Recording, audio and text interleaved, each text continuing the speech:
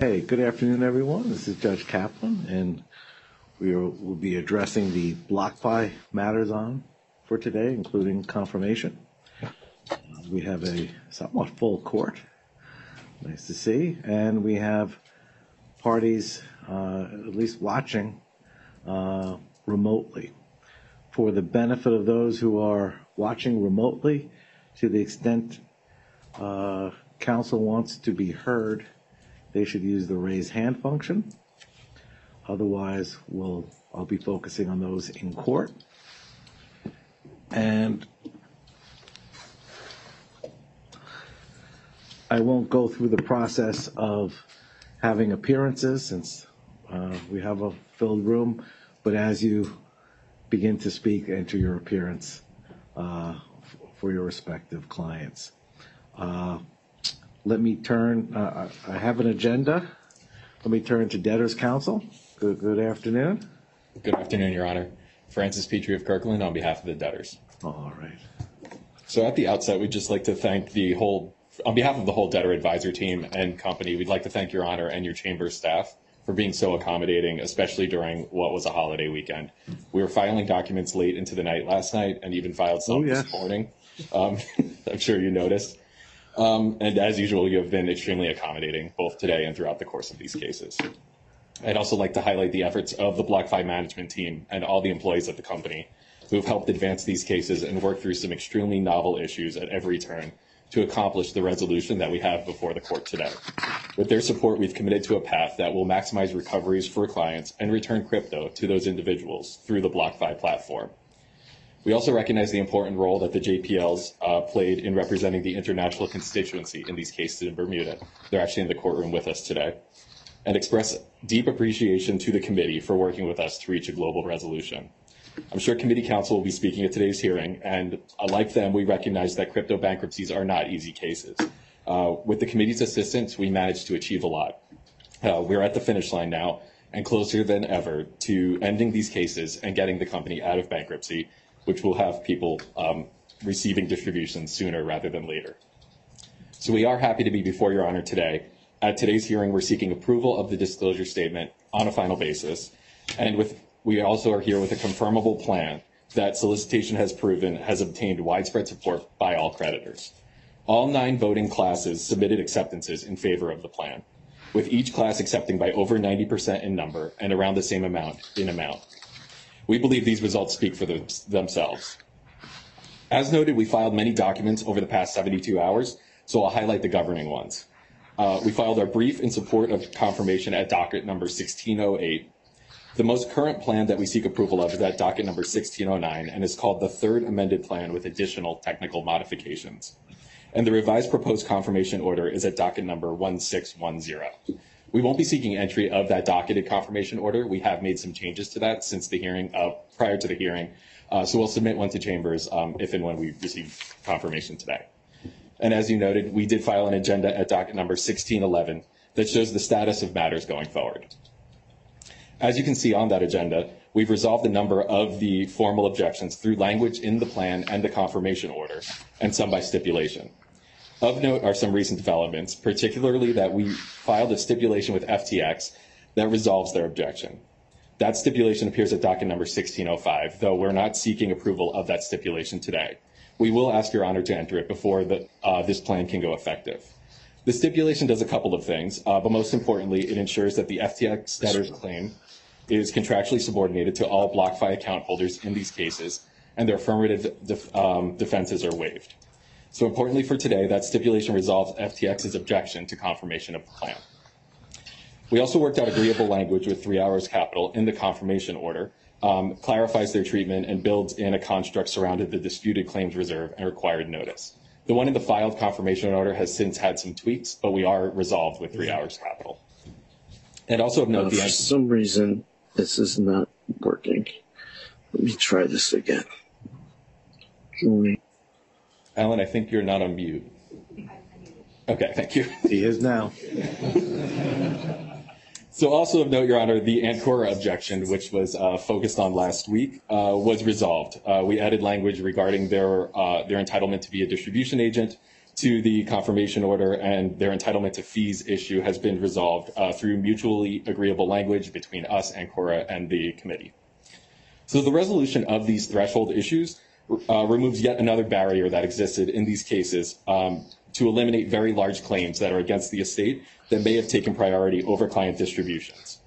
It adds certainty that distributions can be made to clients more quickly as well. It's undisputed that we meet the 1129 factors. So that leaves us with 4 objecting parties. The U.S. trustee and the Securities and Exchange Commission both take issue with the scope of the releases contained within the plan and the gatekeeper provision.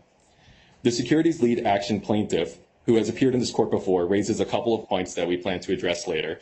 And an individual creditor that seeks to prevent the debtors and other parties in interest from reconciling outstanding proofs of claim also have formal objections pending. We'll address each of these in turn, but first I'd like to provide the court with an overview of what the plan does. So after significant negotiation, we've worked out a plan structure over the course of several months that functions to facilitate maximum distributions to clients. It includes distributions that can be made in the form of digital assets, including ones that are acceptable to the Securities and Exchange Commission, and then a wind down of the remaining estate overseen by a committee-selected plan administrator who reports to an oversight board. Perhaps most importantly is that the plan embodies the terms of a settlement with the committee. And Your Honor's role in assisting us with achieving this result through mediation sessions cannot be understated, and we thank you for helping us get there. The settlement did not come easy, and virtually every term was fought over and negotiated before it was agreed upon. The final form of settlement does several things, but at the heart of it, in exchange for a release of claims, key members of the company management team will provide the estates with not only millions of dollars, but also required minimal hours of go-forward cooperation. This cooperation preserves the option to make in-kind distributions to clients, which would likely not be possible in the event these individuals were not cooperating with the estate. And it provides for the retention of certain key litigation causes of action that will move forward, including against FTX and 3 Arrows Capital. And if proceeds are realized out of such litigation, it will significantly help maximize recovery to creditors. As is typical, we made certain modifications to the plan leading up to the hearing. In certain classes, we provided for a new option in treatment. If it's feasible, they can elect as to whether or not they'd like to make a loan repayment rather than be subject to set-off. And in the convenience class, which once contemplated distributions only in cash, such claimants can elect to collect on their claim in acceptable crypto instead. These revisions are reflective of the ongoing work and cooperation with the committee and the wind-down trustee, and provides creditors with more optionality than they had at the solicitation stage. So in short, the transactions contemplated by the plan make it clear that confirmation is the best solution for creditors. We've explored almost all available options and constructs and are confident that the one before the court today is value maximizing and the fastest way to get money back to creditors. So we've analyzed the remaining objections, which I just outlined, and in our assessment, these are almost entirely legal in nature. No objection seems to raise disputes about the facts at hand. But that said, we did file 4 declarations in support of confirmation. At docket number 1584 is the declaration of Scott Vogel, who's an independent director and a member of the special committee of the board. His declaration describes the terms of the settlement and the investigation that led to assessing the claims that were at issue. At docket number 1582, we filed the declaration of Mark Renzi, the debtor's chief restructuring officer, which describes the formulation of the plan and how we meet the 1129 factors. At docket number 1583 is the declaration of Brett Witherall of BRG. His declaration describes the formulation of the liquidation analysis and how we pass the best interest tests as part of the disclosure statement. At docket number 1607 is the declaration of James Deloya from Kroll, which sets out the solicitation process and the tabulation results of the votes. All of these individuals are here in the courtroom and are available to be cross-examined if needed, but we would like to admit all 4 declarations into evidence to ensure that we meet our evidentiary burden. All right, let me open it up to those counsel present. Any objections to the court admitting into evidence the declarations of Mr. Wetherall, Mr. Vogel, Mr. Renzi, and Mr. Deloya in lieu of direct testimony? All right, and for the record, Mr. Vogel's declaration will be admitted as D1. Mr. Renzi's declaration, CRO, will be admitted as D2. Mr. Wetherall's declaration on behalf of BRG is D3, and Mr. Deloya's from Kroll, his declaration will be admitted as D4. Thank you. Thank you, Your Honor. So with that, I think we could turn to addressing each of the objections that are still outstanding. For the record, by our count, we have four. Yes. Sorry to interrupt.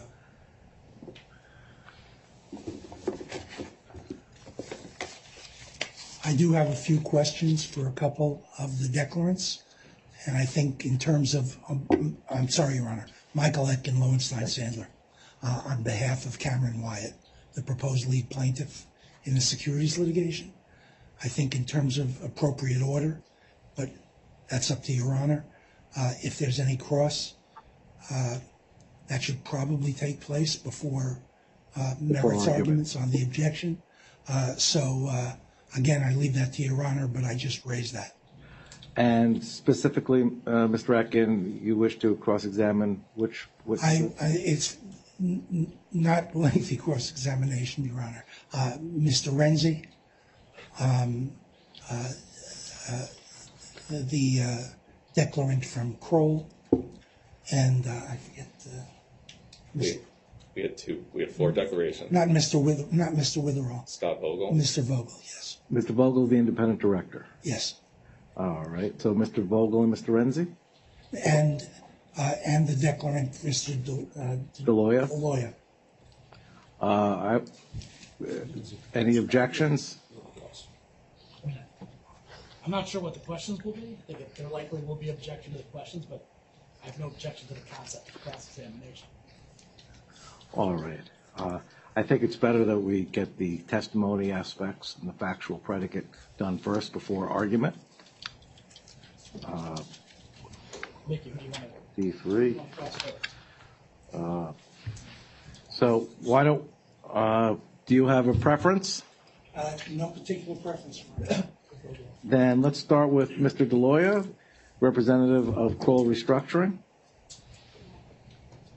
Yeah, we're going to have to set up the monitor.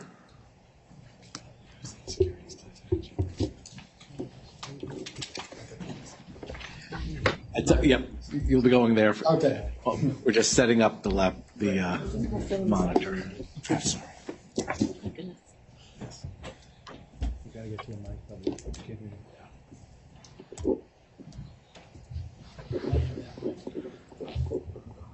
We'll wait to hear the questions, but it does not seem like this witness is going to have anything relevant to say about Mr. Etkin's objection. We'll wait. We won't speculate. Thank you, Your Honor. I'm just filling out the appearance sheet.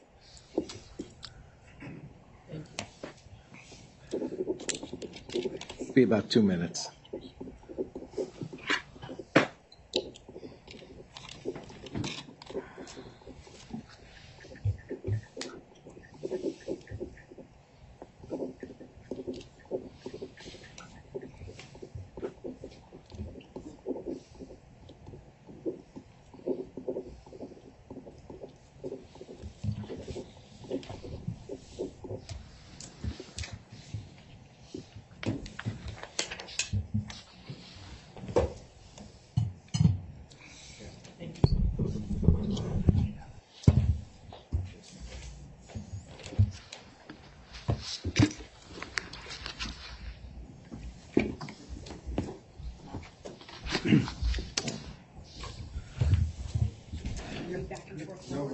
And Mr. DeLoya, is that, am I pronouncing it correctly? Yes, correct. Yeah. Oh, okay.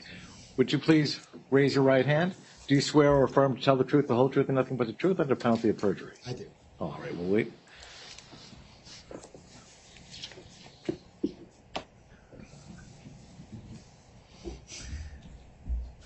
Oh, she's going to want more money. I know it.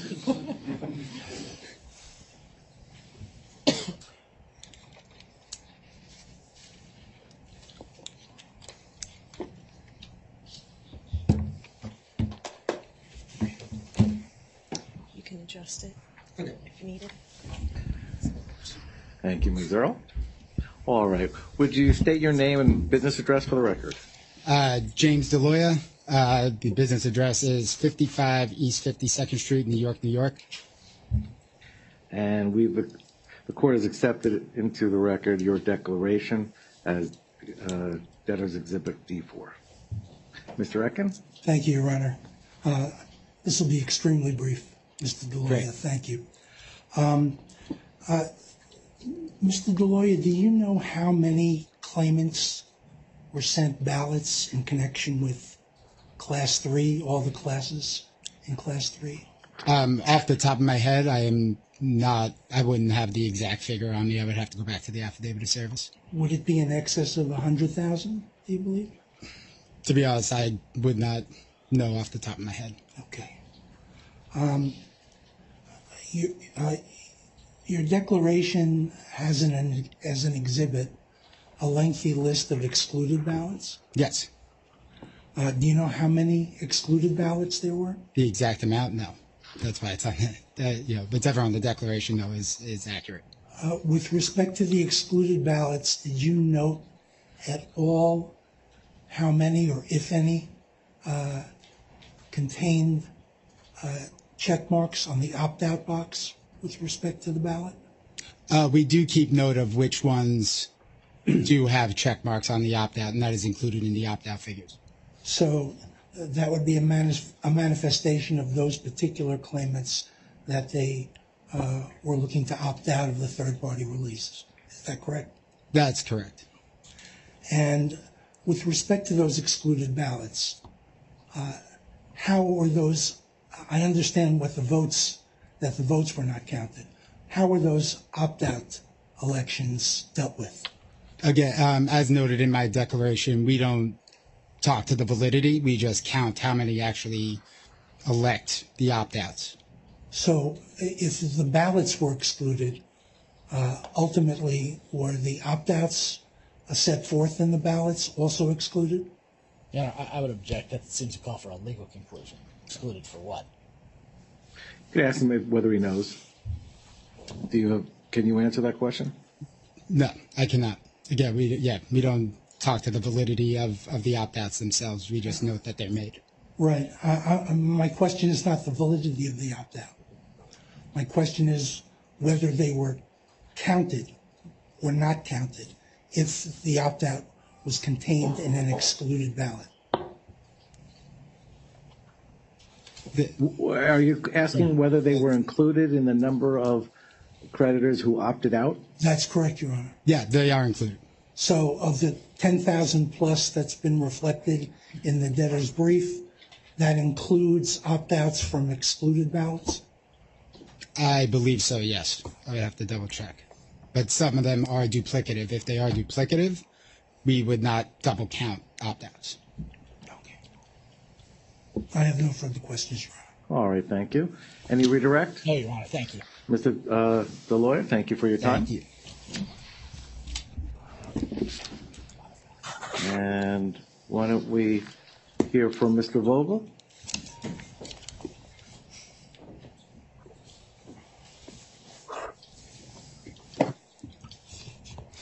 Good afternoon, Mr. Good afternoon. Let's hope we don't reach the next morning.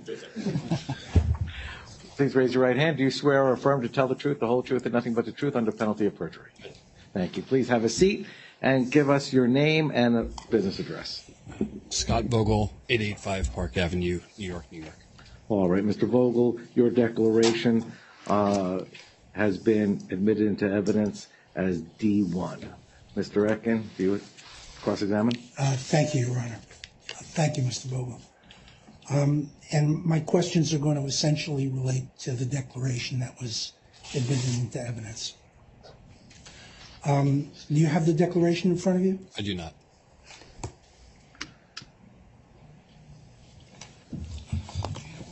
Mickey, we have some copies. Yeah, we'll see. I think we might as well.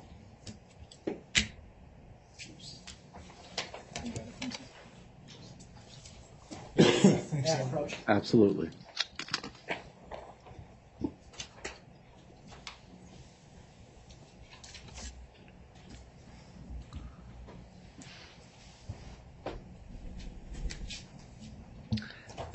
All right, you may continue.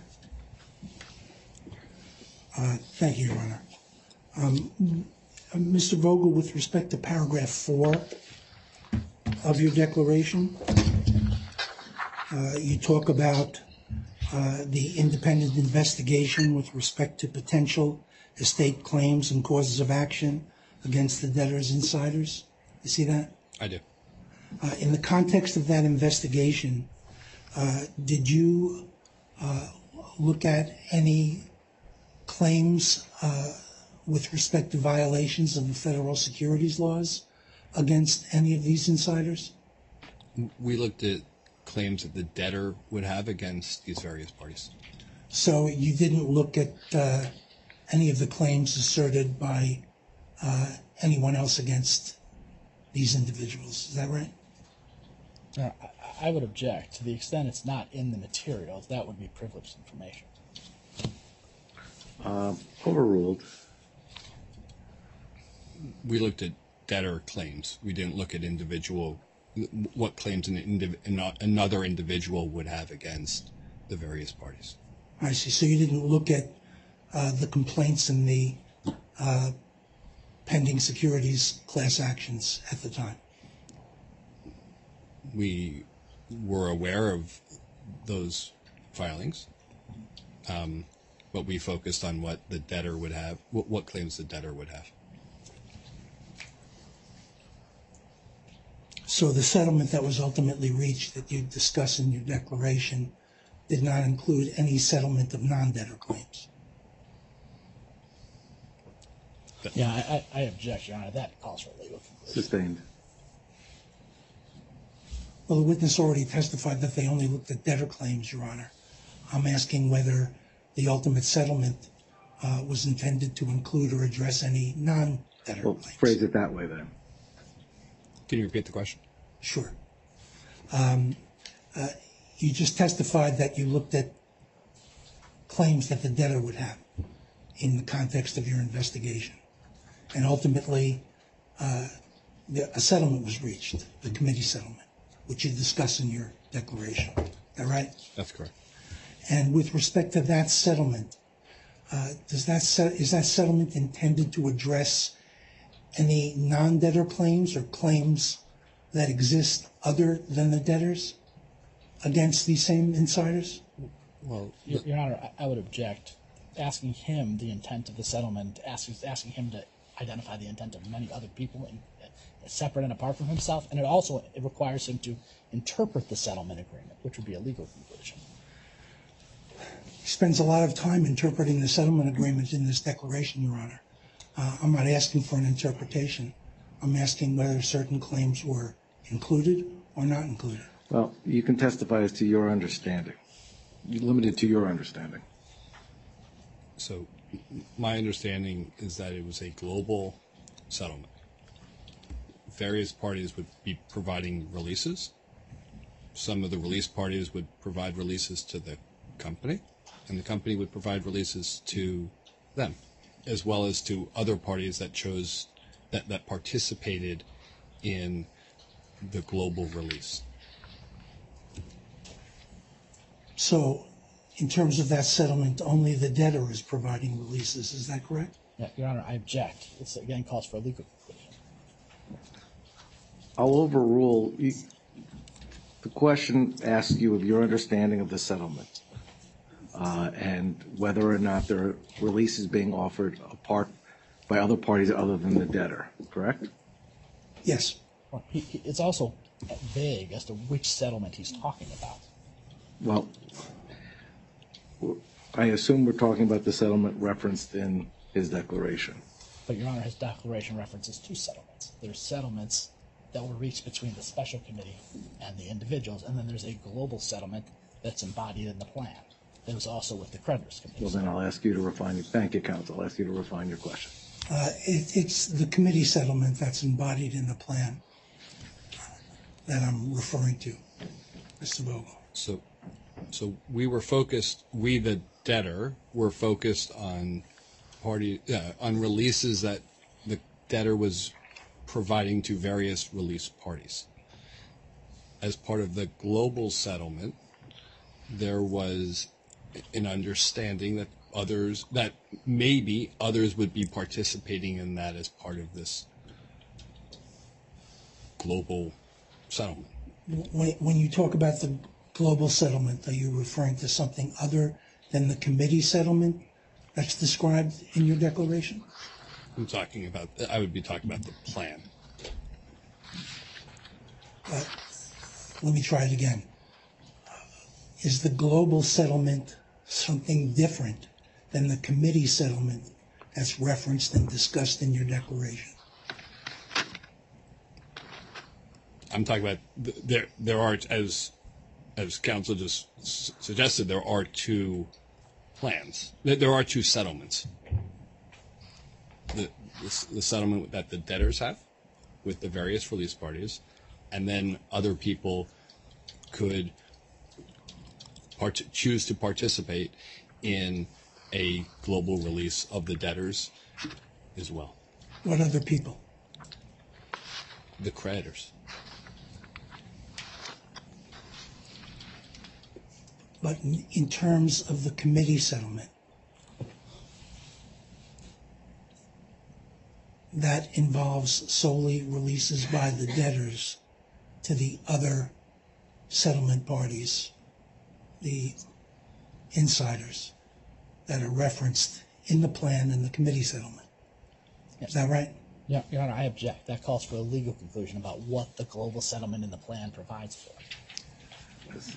Your Honor, He knows the answer to this these questions. declaration, Then let's just that's all it talks about. let him get to the heart of it.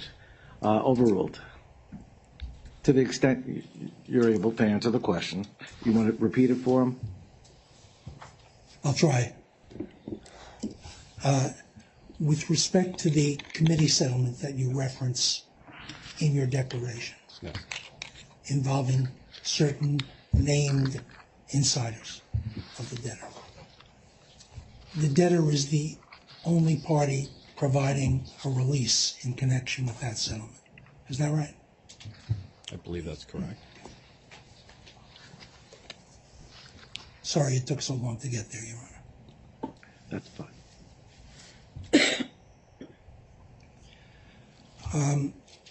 In paragraph 5 of your declaration, in the bullets, the next to last bullet discusses an investigation, or a topic of the investigation being the debtor's procurement of additional director and officer liability insurance in November 2022. You see that? I did. Could you provide me with some additional context as to what that investigation is all about with respect to the procurement of D&O insurance? Your Honor, I would object. That calls for privileged information. Sustained.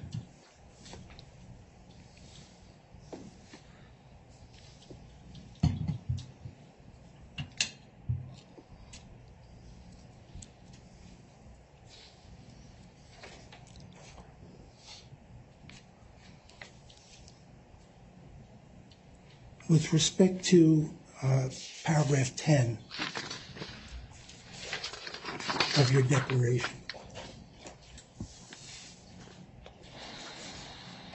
it talks about needing the cooperation from several debtor employees with respect to certain estate litigation. You see that? I do. And it includes certain committee settlement parties that have agreed to devote a certain number of hours in the context of that cooperation. Is that right? Yes. How long do you think that cooperation is going to last post-confirmation, based upon what's in store for the debtor or the liquidating debtor post-confirmation? Last a year, 2 years, 3 years, with respect to all this litigation? It's hard to speculate. Do you anticipate it lasting more than a year? Again, it's hard to speculate. It's going to be dependent on how the plan administrator uses these various consultant advisors and what they're needed for. Is the cooperation that you discuss in that paragraph conditioned on their getting a full release from creditors? Yes, it's part of that global release.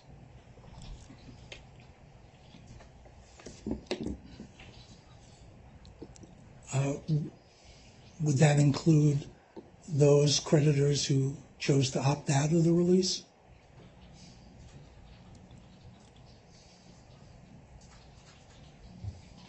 Yeah, Your Honor, I would object. Again, it's asking the witness to interpret legally how the settlement agreement works.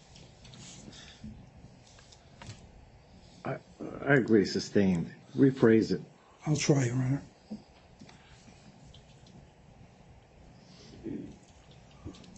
To the extent that there are creditors who opt out of the release, and the indication in the papers filed is that that's in excess of $10,000. The fact that those creditors are not releasing the committee settlement parties, does that give the committee settlement parties the opportunity to back out of the deal that they struck? No.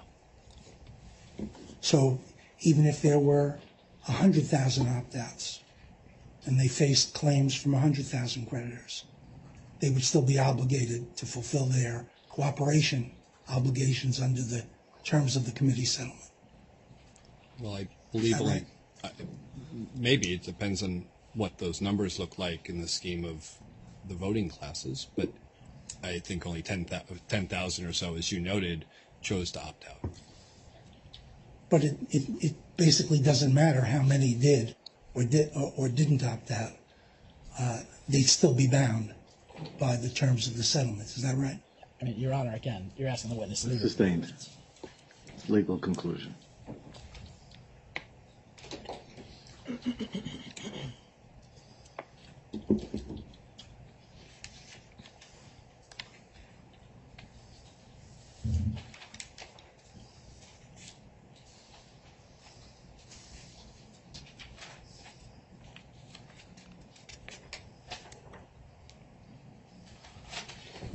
Mr. Vogel, with respect to paragraph 20 of your declaration,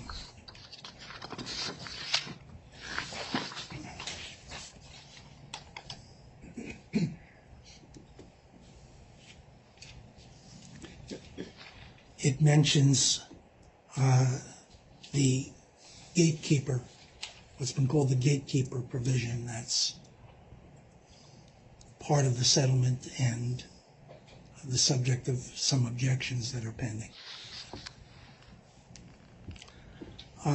Is the court's approval of the gatekeeper provision a condition to confirmation of the plan?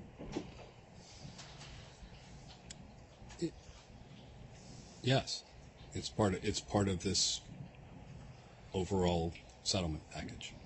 So, in other words, if the court doesn't approve that gatekeeper provision, then the plan would blow up, and you'd be starting from scratch. Would that be the result? Your Honor, I would object. Lack of foundation. I don't know how we could know that. Sustained.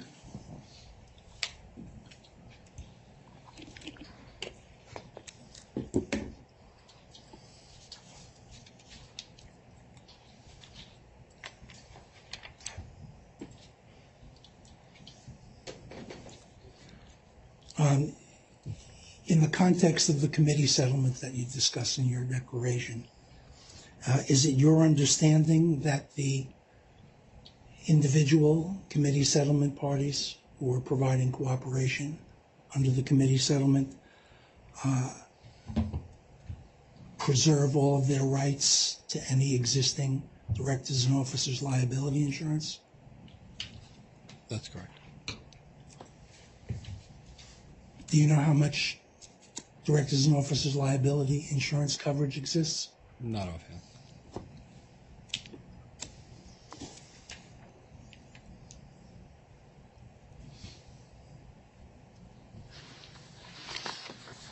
Again, with respect to the gatekeeper provision, Mr. Vogel,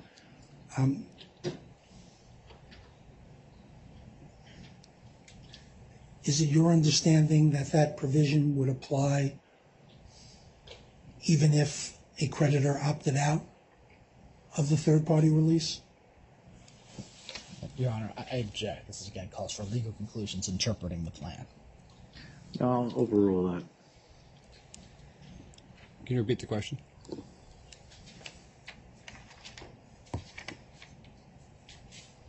I'm sorry, would you like me to repeat? Yeah, he asked you to repeat it. Sure.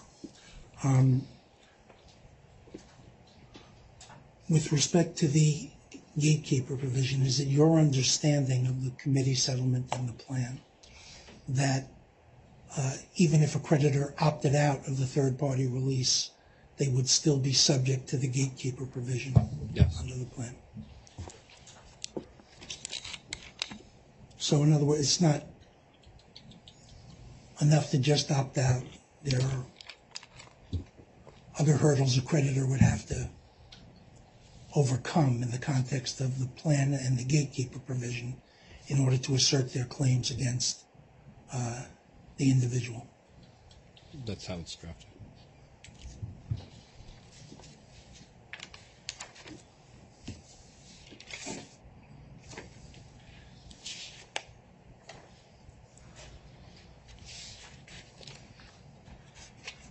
Mr. Vogel, with respect to paragraph 25 of your declaration,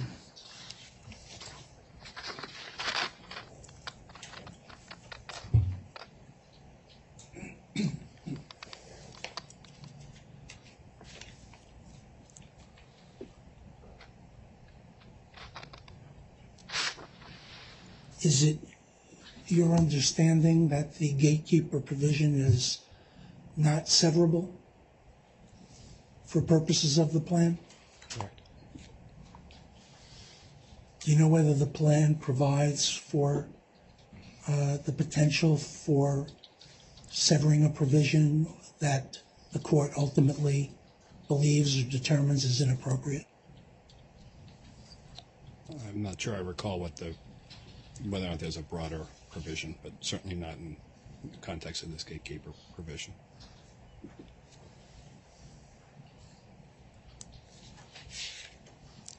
I have no further questions, Your Honor. All right, thank you. Redirect? Or, yes, redirect. Just briefly.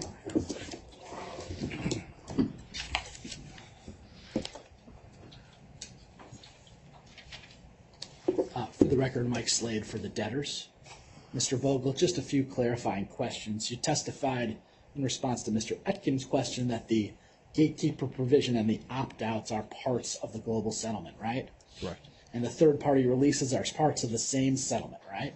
Correct. Was that part of what everybody negotiated for and got implemented in the plan? That's correct. Okay, that's all. Thank you, Your Honor.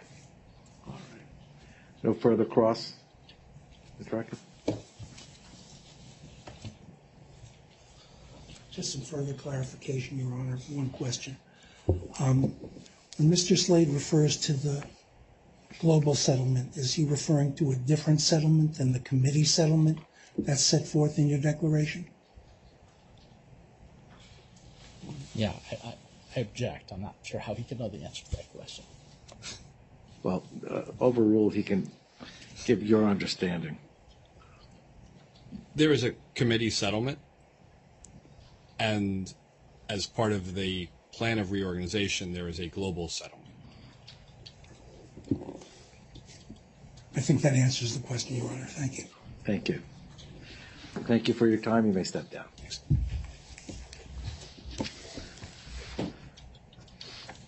That brings us to Mr. Renzi.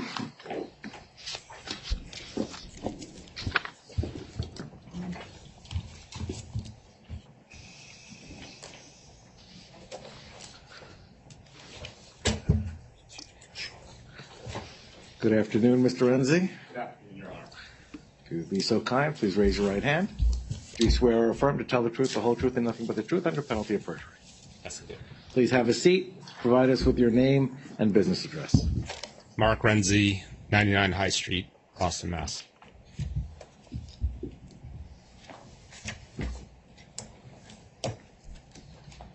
And for the record, we have Mr. Renzi's declaration marked as Debtor's Exhibit D2.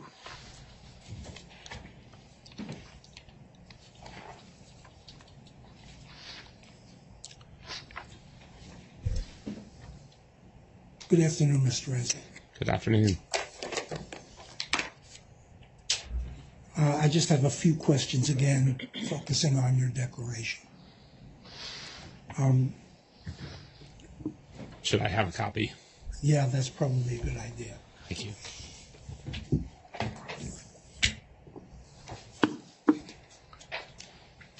John, may I approach? Yes, please. Thank you.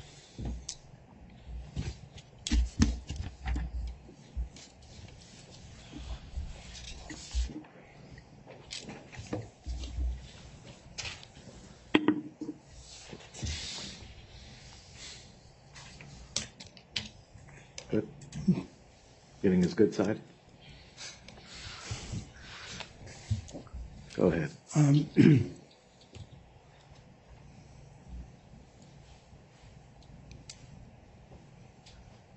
Sorry, Your Honor, fighting a little bit of a cold. That's quite all right.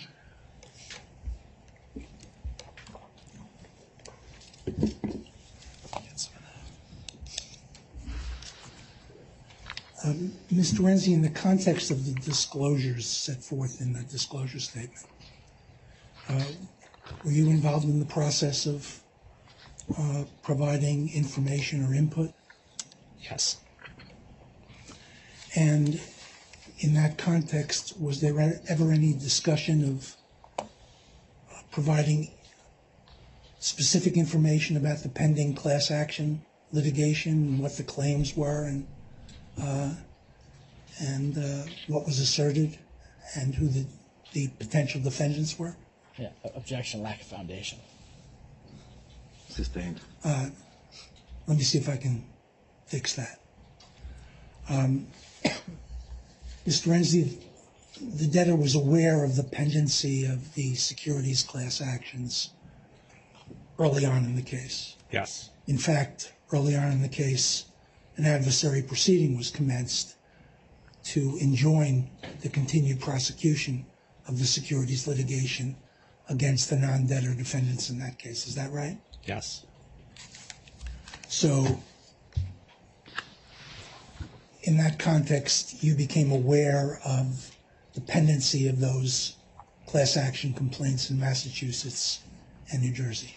Yes. And getting back to my question, was there ever any discussion about including a description of that litigation, who the defendants were, what the claims were, in the context of the disclosure statement? Yeah, objection, lack of foundation. How could he know whether there was any discussion about that topic? Well, he would know if he was involved in any. Well, ask that question. Were you involved in any discussion regarding inclusion of information with respect to the pending class action litigation? I defer to counsel. I'm not asking if your counsel was involved. I'm asking if you were involved. It wasn't under my purview to discuss the class action lawsuits in terms of how they were presented in the disclosure statement. The purview is to make sure the financial information was done appropriately, and that was our main focus.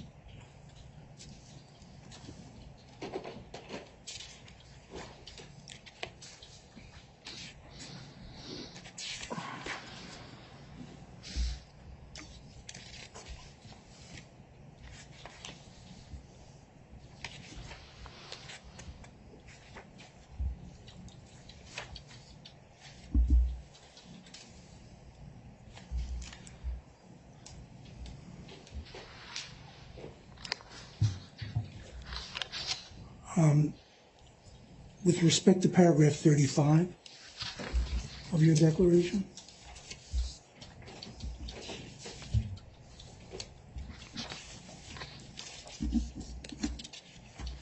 I'm there. again, with respect to the individuals that are parties to the committee settlement and are getting releases from the debtors.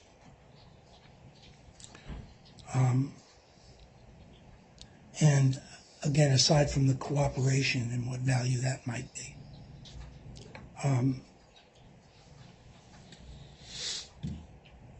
in the aggregate, they're contributing, I believe it's a shade over $2 million. Is that right? Yes. And Just to clarify, that's the financial aspect of it. There are other things that they're providing. the cooperation, for example. Yes. Anything other than the cooperation and the financial aspect of it? I think they're helping, with any wind down of the estate that's necessary. So that's important, and any testimony required to maintain any value from litigation that, for the estate, to help the estate with other legal entities outside of the estate. But only up to the amount of hours that they're specifically committing for that purpose. It is written that way. Yes, it is. However, I'm certain that to the extent that they are people that are diligent, and to the extent that something else is needed, I'm sure they can negotiate that to make sure they're maximizing value for the estate. So they're good people. But that's your speculation as to what would happen. That is my speculation.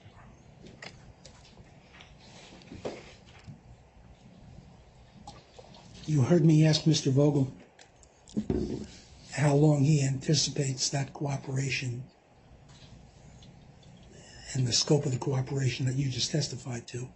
How long is that going to be required? And he was unable to estimate.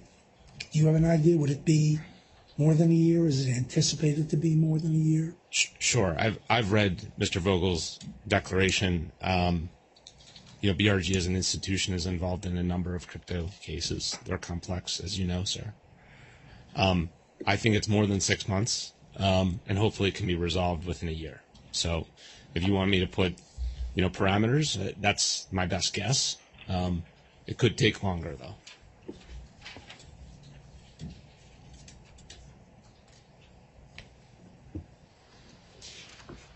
And going to paragraph 37 of your declaration.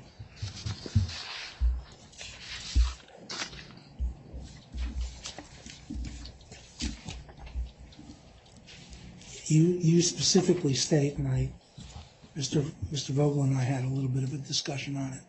You specifically state that the committee settlement and the debtor release under the committee settlement has no impact on the claims of third parties. Is that right?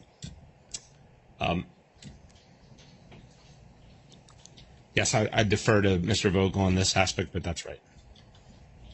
But this is what you essentially testified to in paragraph 37, is that right?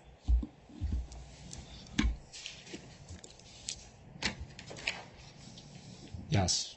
The plan provides for releases of the debtor's potential claims subject to the terms of the committee settlement of their directors, officers, and employees.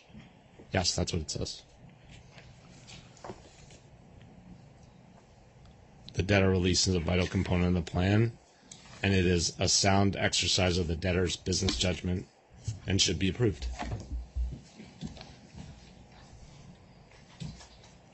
Thank you, Mr. Vogel. Mr. Rancy.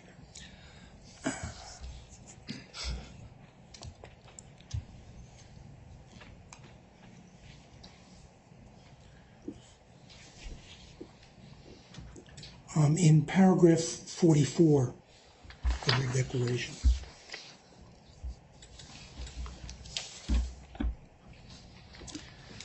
you talk about the fact that the potential claims at issue are no secret. You see that testimony? It's a long paragraph. Can you help me where that is? Right at the end. Begins with this case and other cases. Right at the end of the second sentence.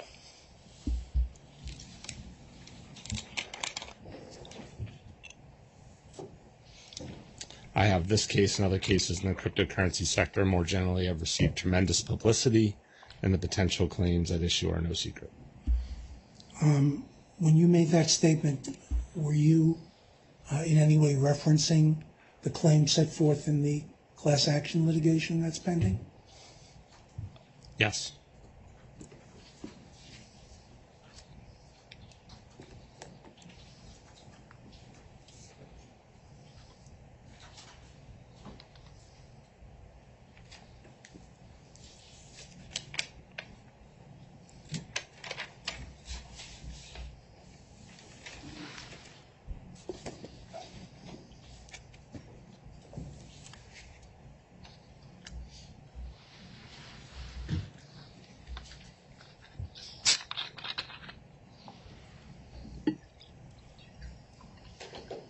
So it would be your position then that the creditors and customers of BlockFi were generally aware of the securities litigation claims? I think it's public record, so if they chose to read it.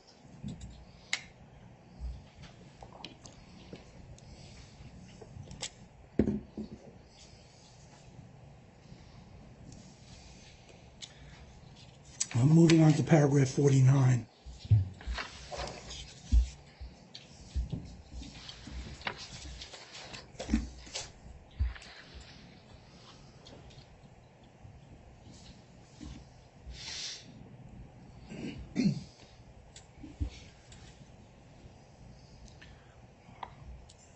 In the first, I'm sorry, in the second sentence of paragraph 49, you refer to the release parties being exposed, and I'm quoting, to numerous frivolous litigation claims after the plan is confirmed. What's the basis for that statement, Mr. Renzi? I've discussed with counsel that that's a potential. That's the basis. So you aren't relying on any particular evidence in terms of making that statement? I was relying on excellent counsel.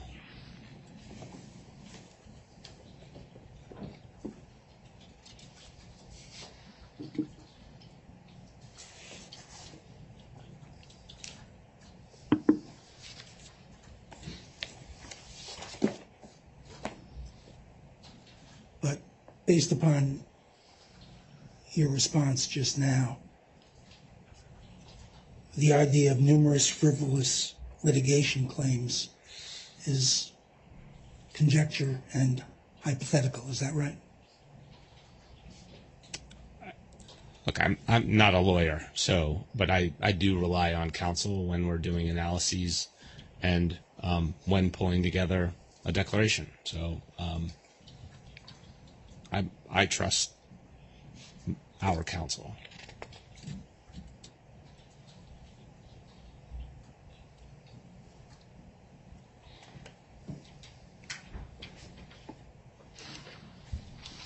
So the basis for that position is, and that understanding is simply discussions with counsel. Is that right? Yes.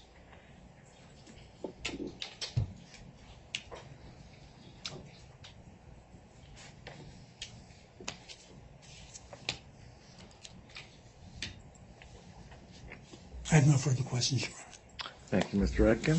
Redirect? No, Your Honor. Thank you.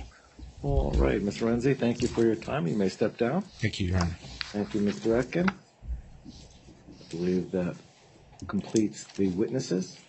Yes, Your Honor. Thank you. At least from my perspective. And we'll return to the next phase of the hearing and argument. Maybe just to make sure that the record is closed, can we just confirm that nobody else has any witnesses to offer in support of or in opposition to confirmation? Well, let's start with the debtor. The debtor has no further We witnesses, do not, correct? Your Honor. Committee is not offering any independent witnesses, correct? No, Your Honor. All right, U.S. trustee? No, Your Honor. Any other objecting creditors? No, Your Honor. Then the record is closed with the declarations that have been admitted. And we'll turn to the argument phase. Thank you, Your Honor. So for the record, it's Francis Petrie of Kirkland on behalf of the debtors. By our count, we have 4 remaining objections right now. So there's the U.S. trustee and the SEC, Wyatt, who is the securities lead plaintiff, who we just had due cross-examination, and the individual creditor, which I spoke about before. So we'll begin, a lot of these arguments are intertwined, but we'll begin by addressing the arguments raised by the 2 governmental entities, which are the U.S. trustee and the SEC. So I'll start first with good news, which is that we've largely narrowed the issues that were raised in both the SEC's objection and the U.S. trustee's objection, both formally and informally. There's changes to the amended plan that deal with the definition of exculpated parties, for instance, modifications to who is a releasing party under the plan, including excluding parties who are known not to receive notice and holders who are deemed to reject from all of those parties automatically are excluded from the releases. They don't need to take any additional steps to opt out, and they are automatically out. Nonetheless, one of the issues raised by the U.S. trustee that we weren't able to resolve surrounds the scope of the debtor release, which they argue is overly broad. First, the debtor release that is contained in the plan is critical. Both we and the committee had very hard-fought, months-long negotiations that led to determine the scope of the debtor release and tailor it appropriately, including multiple mediation sessions. In our view, it's undeniable that the debtor release is in the best interest of creditors. Without its inclusion, we would not have the support of the people we need to effect the plan. Some of this might have not been clear on cross, but there's a lot more to the committee settlement than just the monetary contribution and cooperation. There's a waiver of claims on the platform. There's subordination of other claims. There's many pieces of the settlement that are outlined in detail in the plan that shouldn't be glossed over. It's very complex and a cornerstone of the plan itself. Either way, we set this out in our papers, but the courts in this jurisdiction analyze debtor releases under the zenith factors, which include an inquiry into 5 different prongs, all of which are easily met in this case. First, there's an examination as to the identity of interest between the debtor and the non-debtor. The debtors have indemnity obligations to the vast majority of the released parties, so any asserted claims would effectively be circular. Second, an inquiry into the contribution of the plan by the non-debtor. The released parties here are providing a lot, as I just outlined, in the form of cooperation with the estate. The CEO, COO, and other insiders are also making additional personal contributions. But again, here, it's not just about the money being contributed. It's about preserving the ability to make in-kind distributions and to assist in recovering amounts in key ongoing litigation. Without the debtor release and the other provisions of the plan, those contributions, both monetary and significant non-monetary, would not be possible.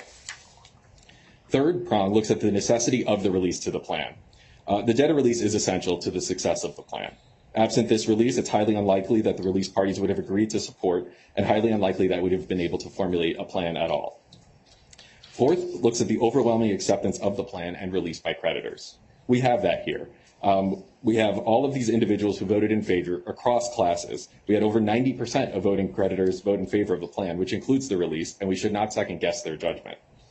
And fifth, there's an examination into the payment of all or substantially all of the claims of creditors or interest holders. The plan provides the highest amount and in-kind recovery for creditors. And the cooperation by the management team obtained as part of the release allows for the possibility of real success in the litigation. So for all classes, there will be truly significant swings in recovery if they're able to prevail. So the fifth factor is also met here. Nobody is really saying that these are claims that the company should be pursuing because it's not getting enough value in exchange for the release. In fact, earlier this year, each of the special committee of the BlockFi board and the unsecured creditors committee filed unredacted versions of their investigation reports. And we engaged in several contested hearings at which we made our respective views known about the merits of the claims held by the debtors. There was truly a very robust and extreme public disclosure about the merits of estate claims, significantly more than you'd see in any other Chapter 11 case. And through that public information, the creditor body became educated on the value of these claims, and even armed with that information, they submitted overwhelming votes in favor of the plan. The other piece of the government objections deals with the opt-out provision and the third-party release. In this case, the third-party release is reasonable and appropriate and wholly consistent with the decisions of this court and the circuit more broadly. First, and I can't emphasize this enough, the release is consensual. The law is clear that parties that receive sufficient notice of a plan's release provisions and had an opportunity to object or to opt out of that release and failed to or chose not to do so, including where such holder abstained from voting altogether, are agreeing to grant such a release. In these cases, we engaged in a fulsome process, noticing surrounding the plan. And the third-party release language is clearly and conspicuously all over multiple documents. It's included in the combined hearing notice that went to every one of the creditor matrix. It's on the ballots. It's on the opt-out forms. And all of these were sent to parties in connection with solicitation, as well as the disclosure statement and the plan. The committee also emphasized the option to opt out for all creditors in the letter that it sent out as part of the solicitation package, which went to all of their constituency and through its own tweets, emails, and other communications, which the debtors also engaged in, highlighting the key parts of these documents and the deadline to submitting voting and opt-out results. And even beyond that, the obligation to affirmatively opt out is explicitly stated multiple times in the disclosure statement. No party is surprised by the fact that opting out is a key part of this plan. If it was known that a party did not get proper notice, they either got a bounce back email or a returned physical mailing, then those parties are not subject to the release. But that's not who we're talking about here. The other piece of the obligation is a suggestion that parties who have rejected the plan did not have ample opportunity to opt out. We also argue that that's untrue. Parties who voted to reject the plan received the same ballot as anyone else and were given ample opportunity to evaluate the opt-out form, though they still, like others, were required to check a box or opt out if they did not want to be subject to the release. And many of these parties, over 10,000 of them, did just that. The sheer number of parties that opted out is a clear demonstration that the process worked as intended and was clear and understood by all parties who chose to retain these actions if they exist and participate in opting out. I would also point out that this method follows the reasoning that was followed in Aceto Corporation, and Your Honor, it's much like you saw in sur la table. I know that there's argument about how to pronounce that. When Your Honor overruled similar objections that the SEC made here as they did there. So the overwhelming weight of authority in this district suggests that the opt-out mechanisms, such as the one included in the plan, constitute consensual releases. Courts throughout this circuit follow similar reasons. Recent cases, including one in front of Your Honor 2 weeks ago, upheld the notion that a non-debtor release is consensual where holders of claims and interests are provided the opportunity to opt out, even when the holders in such classes reject the plan. The objecting parties also object to the third-party release not including a carve-out for fraud, intentional misconduct, or gross negligence. The third-party release without such carve-out is clearly warranted in this case, where releasing any and all potential claims of fraud, willful misconduct, and gross negligence are crucial to properly implement the plan. The debtors have hundreds of thousands of clients who have a unique outrage towards certain of the release parties, specifically the debtors' current officers and directors. We needed to release such parties to implement the terms of the settlement and the plan, and any carve-out for fraud, willful misconduct, and gross negligence would circumvent the third-party release. The objecting parties do not cite any Third Circuit authority that requires a carve-out in non-debtor releases. Courts in this district and in the Third Circuit have repeatedly approved plans that did not include such a carve-out. And again, this is a consensual release. All stakeholders needed to do to preserve such claims was to opt out, meaning that under clear law in this circuit, the release of claims given by stakeholders who do not opt out is consensual, notwithstanding the inclusion or exclusion of this carve-out. So, Your Honor, unless you have any questions, I'd like to move on to the gatekeeper provision. Please. Another piece of this objection is to what's labeled as the gatekeeper provision. And to clear up any misconception about what we're asking for here, this is an administrative safeguard. To the extent any entity that has opted out or otherwise not participated in the releases seeks to assert a claim or cause of action against a released party, that entity must first obtain an order from this court determining that they are authorized to bring such a claim. And we'll be clear about something right now. It's not contemplated necessarily that the gatekeeping court is ruling on the underlying merits of the action.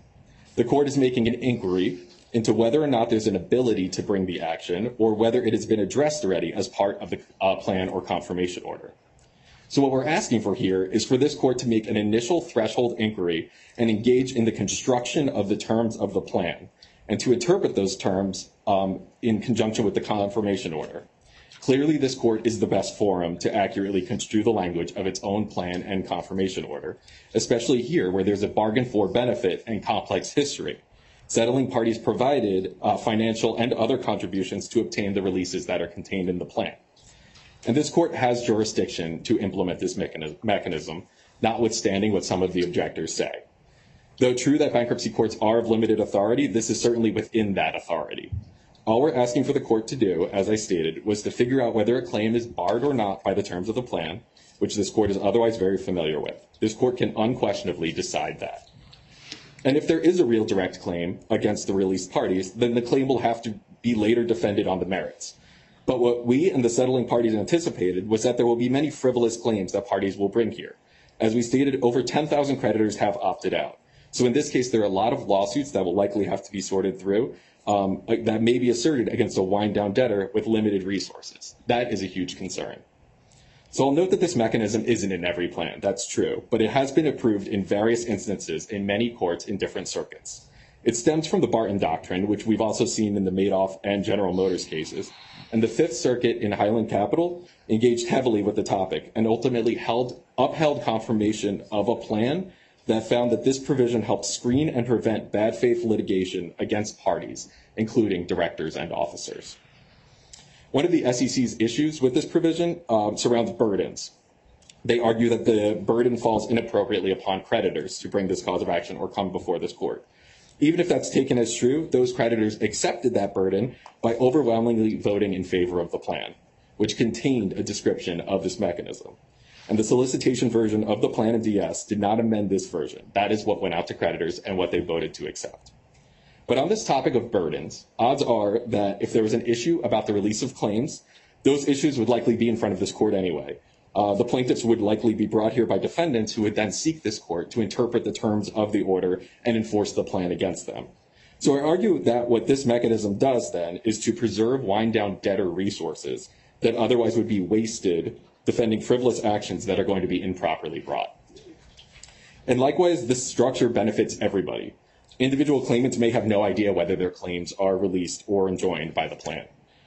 Clearing up this inquiry to those individuals is in front of this court is beneficial. This court is definitely, at least in my view, more acceptable and accessible than the vast majority of other jurisdictions or forums, and will let them know whether their claim can be properly brought. And it prevents courts from around the country from inconsistently misconstruing the terms of the plan and a confirmation order, which is especially at issue here when certain parties are making a substantial contribution to the estates with the expectation of certain protections in return. So in sum, the gatekeeping mechanism is a feature that offers protection, consistency, and fairness to these parties. Its inclusion and structure were negotiated heavily with the creditors committee and was accepted by all voting classes. It's common in other circuits and in other cases and has been approved by this court. It's a key part of the settlement that was negotiated with settling parties, and I'm certain that the plan would probably not exist without its inclusion. To address, so I think that addresses some of what Mr. Wyatt's objection consisted of. But at the outset, we'd just like to note that Mr. Wyatt, we do not believe, has standing to make his objection. He has opted out of the third-party release himself, but he seeks to object on behalf of other individuals in a class that has not yet been certified. In short, he's objecting to consensual releases given by people he does not represent. And what underpins the objection is that the third-party release is consensual and appropriate. There's no due process issue here, as we outlined. Individuals were provided notice and an opportunity to opt out. If they didn't submit a response, they were sent an email. There were tweets. There were posts on the debtor's website. The UCC had its own set of communications, including a letter that was sent to every creditor in this case. More than 10,000 people exercised the ability to opt out if they chose to. The creditors understood that this feature existed, and some of them exercised it. But for those who received notice and did not opt out, Mr. Wyatt appears to be substituting his judgment for theirs. I can personally imagine many reasons why individuals would choose not to opt out. For instance, they may want the settlement parties to focus on other things, like litigation or returning things in kind to creditors, without being served with discovery or being distracted by another lawsuit. Or maybe the individuals just want nothing to do with what's probably a frivolous lawsuit and to move on. The securities lead plaintiff, as I said, is attempting to substitute its judgment for theirs. But for those who decided not to opt out, they consented to this mutual release. It's likely a lot of individuals do not even know that Mr. Wyatt seeks to represent them or speak on their behalf and invalidate a release that they chose to be party to. Currently, he does not represent them, and we do not know if he ever will. And from where we sit, no other party has really expressed a desire similar to his. And the lead plaintiff had ample opportunity in these cases to certify a class at this point. To address any issues on disclosure, we did include information in the disclosure statement about his complaint and the adversary proceeding. It's in section 10J and is cited in our confirmation brief. We believe that these factors in total mean that his objection should be overruled. I'll now address the one additional objection. This objector's issue was a potential ambiguity surrounding the language of causes of action in the debtor release section, which we clarified through an additional edit at their request. The edit is not a material modification to the plan. It simply reinforces the rights that are otherwise provided for under the plan. This individual raised their misunderstanding to the UCC and the debtors several weeks ago. They were notified through counsel prior to the voting deadline of the intention of the section. And if this result was not what the individual wanted, we offered to change the submitted vote. The individual instead chose to accept the plan, notwithstanding this explanation, and offered to change the vote to another direction. The standard is that any plan modification that is not material unless, if a creditor knew of the modification, they'd be likely to reconsider their acceptance. And here, tellingly, this individual, in fact, did not change their vote when presented with the option to do so. The edit that we made was arguably not even necessary, but we made that technical modification anyway to clarify this perceived inconsistency in the plan. No other creditors have joined in to argue they also believed that claims objections were going away. No reasonable person could read the disclosure statement and the plan and say no claim will ever be objected to. The disclosure statement and the solicited plan were clear that the debtors and the wind-down debtors were instituting a claims objection process. There are many provisions providing descriptions of how we plan to object to claims, including page 2 of the DS, Article 11A in multiple sections, Article 11E4. All of these are described in our papers and cited in our confirmation brief. Article 7B of the solicited plan expressly provides that after the effective date, the wind-down debtors would have the sole authority to file, withdraw, or litigate to judgment any objections to claims. The sections go on, including the second page of the DS, which says in all capital letters that the ability to object to claims after the confirmation or the effective date of the plan, irrespective of whether the disclosure statement identifies any such claims or objections to claims. There's no read of the plan or disclosure statement that suggests a vote in favor of the plan ensures that a claim will be wholly permitted in full at any point in time. And regardless, under the Bankruptcy Code, Section 502A preserves the ability for any party to object to a claim, even if the debtors somehow did not have this right. So in light of all that, Your Honor, even if we confirm the plan, that does not hinder this individual's ability to dispute the debtor's objection to their claim. They were included in the 11 omnibus claims objection. The response deadline to that is October 3rd, and the 11 omnibus claims objection is currently scheduled to be heard by this court on October 10th. If they have any defenses, they should be heard at that time. With that, I will turn the podium over to likely the committee, unless Your Honor has any questions. No, not at this juncture. Thank you. Let me hear from the committee, please.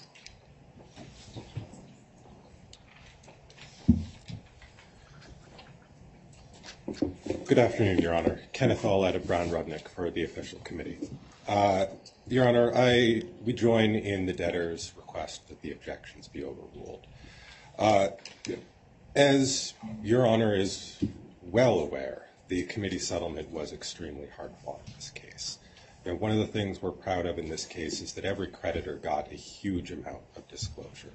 If you look at some of the usual cases where releases like this have been approved, it's not necessarily a huge amount of information that's been given out. But here, the debtors put out a 100-plus page report, the committee put out a 100-plus page report, and both reports were expressly referenced in the disclosure statement, and all parties were encouraged to read them. We certainly don't like every aspect of the settlement, and I'm sure that the debtors and the settlement parties don't either. But at the end of the day, this settlement and getting this plan approved is the best path forward at this time for the customers of BlockFi. There's one, statement that counsel for the debtors made about some settlement parties anticipating frivolous claims. To be clear, the committee has not reached any view that any potential claims are frivolous. In our view, the third-party releases and the gatekeeper function are a negotiated part of the plan. We are certainly not taking a position, and I don't think that anybody has offered a opinion on if any specific claim is frivolous. But what we have agreed to and what we request to be approved is the settlement that has been embodied in the plan after very, very hard-fought negotiations. I also want to address the final objection to the modification of the plan. At the end of the day, this objection just asks that a court order that the entire plan be resolicited again. This is not a case where we can simply, there's 9,000, I believe, claims, simply accept those claims at face value, not only because some claims are overstated, but some claims are understated. If you look at some of the omnibus objections that have been filed, they're actually asking the claim amount be increased because it was very important to the committee. We have hundreds of thousands of individuals who are not experienced in bankruptcy, and we did not want the claims process to be essentially a quiz on if claimants could properly identify what debtor was liable, properly fill out the form to properly set forth the claim. And so there are, and I expect there will be, additional objections to make sure that people get more than what they claimed because they made a mistake on the claim form. We need to get the claims population right. And there is no way that asking all of the customers of BlockFi to sit in bankruptcy for another 2 months after they overwhelmingly accepted the plan, just so they can be asked, did you mean it?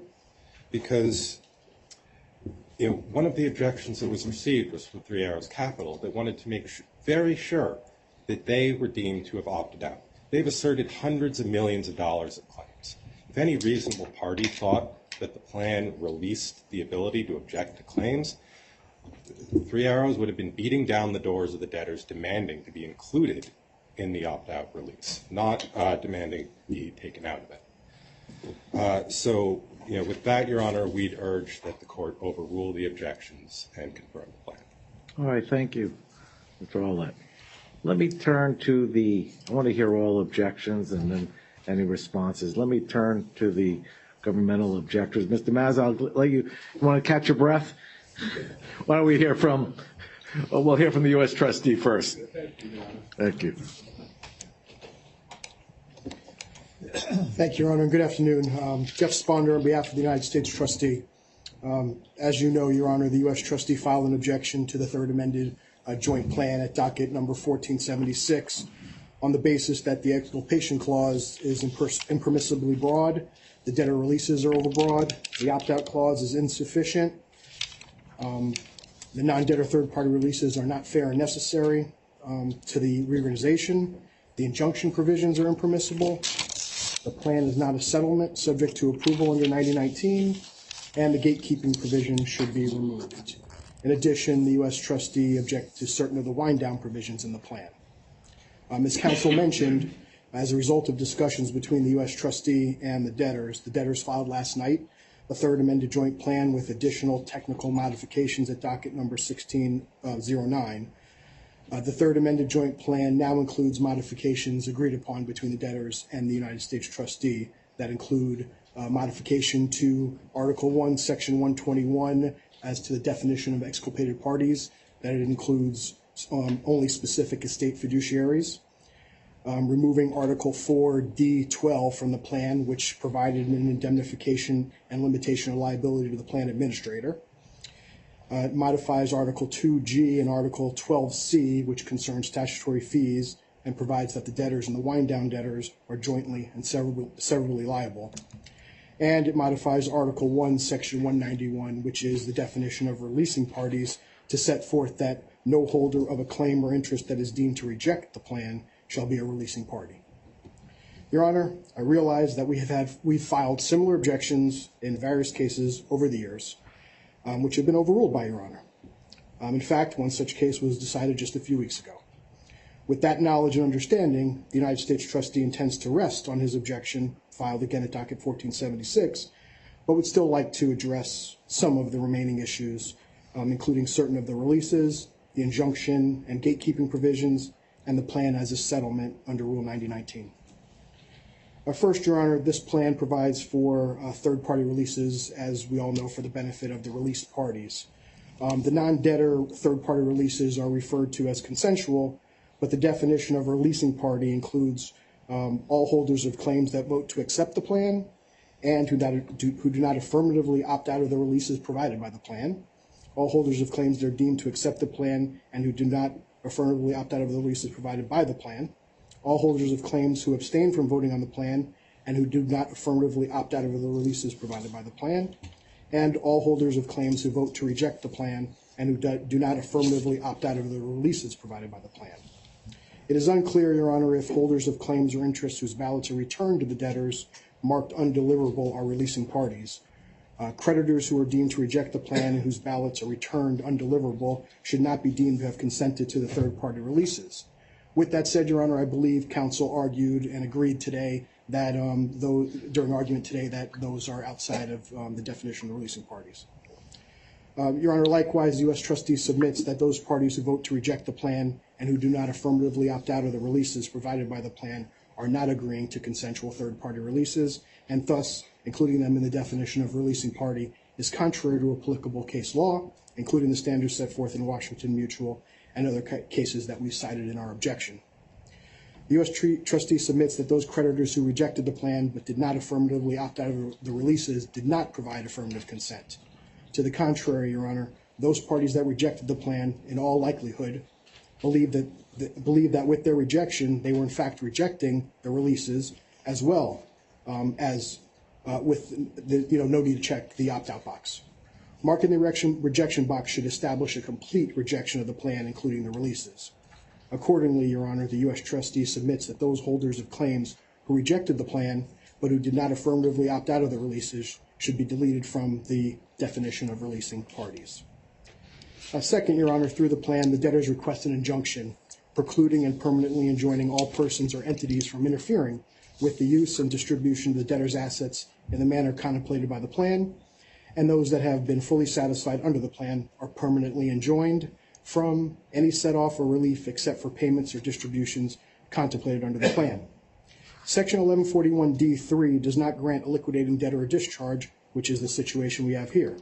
In addition, Your Honor, 1141A sets forth that the provisions of a confirmed plan bind the debtor, any entity acquiring property under the plan, and any creditor except if the plan is a liquidating plan under 1141D3, which again is what we have here. Instead, Your Honor, where we should look at is Section 362C1, and that section applies, and that provides that the stay of an act against property of the estate under subsection A of this section continues until such property is no longer property of the estate. And in addition, Section 362C2 provides that the stay of any other act under subsection A continues until the earlier of the time the case is closed or dismissed. Further, Your Honor, the debtors include a gatekeeping provision, which the U.S. trustee submits represents an inappropriate burden on the claim holders and should be deleted. As provided in the objection, there is no reason why a court in which a relevant action has been filed between non-debtors cannot make the determination as to whether the claim was released under the plan. Again, we ask the court to follow Judge Owen's decision in the In re Gulf Coast Healthcare LLC case and not the Fifth Circuit decision. Your Honor, the U.S. trustee is amenable to a limitation being placed on the injunction, which is exactly what occurred in the Bed Bath & Beyond case a couple of weeks ago. There, the debtors agreed to the following limiting language, which seems to coincide with Section 362C1, and that is that the injunction would remain through and until the date upon which all remaining property of the debtors' estates vested in the wind-down debtors has been liquidated and distributed in accordance with the terms of the plan. Such limiting language should be included in the injunction provision, especially in light of the addition of the gatekeeping provision in the plan, which requires parties to obtain a final order from Your Honor to pursue a claim against the debtors. Third, Your Honor, the debtors in Article 4A suggest that the plan itself is a settlement agreement subject to approval under Rule 9019. However, sending a plan to impaired creditors for a vote is not the same thing as parties negotiating a settlement among themselves. In addition, Your Honor, it appears that Article 4A does not limit the settlement of claims to the debtor or the estates and does not appear to be permissible under Section 1123B3A. For a plan to incorporate a settlement of claims or causes of action of other parties, those parties must have expressly agreed to settle or compromise those claims, Your Honor. In docket 1609 at Article 4A, the debtors have agreed to remove any reference to Rule 9019 and Section 1123. However, the debtors replaced such language with the phrase, and I quote, "to the extent provided by the Bankruptcy Code," which would seem to incorporate Rule 9019 and Section 1123.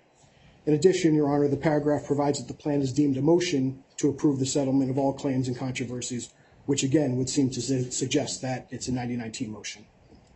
Similarly, Your Honor, Article 8B appears to impermissibly seek to provide for the settlement of third-party claims.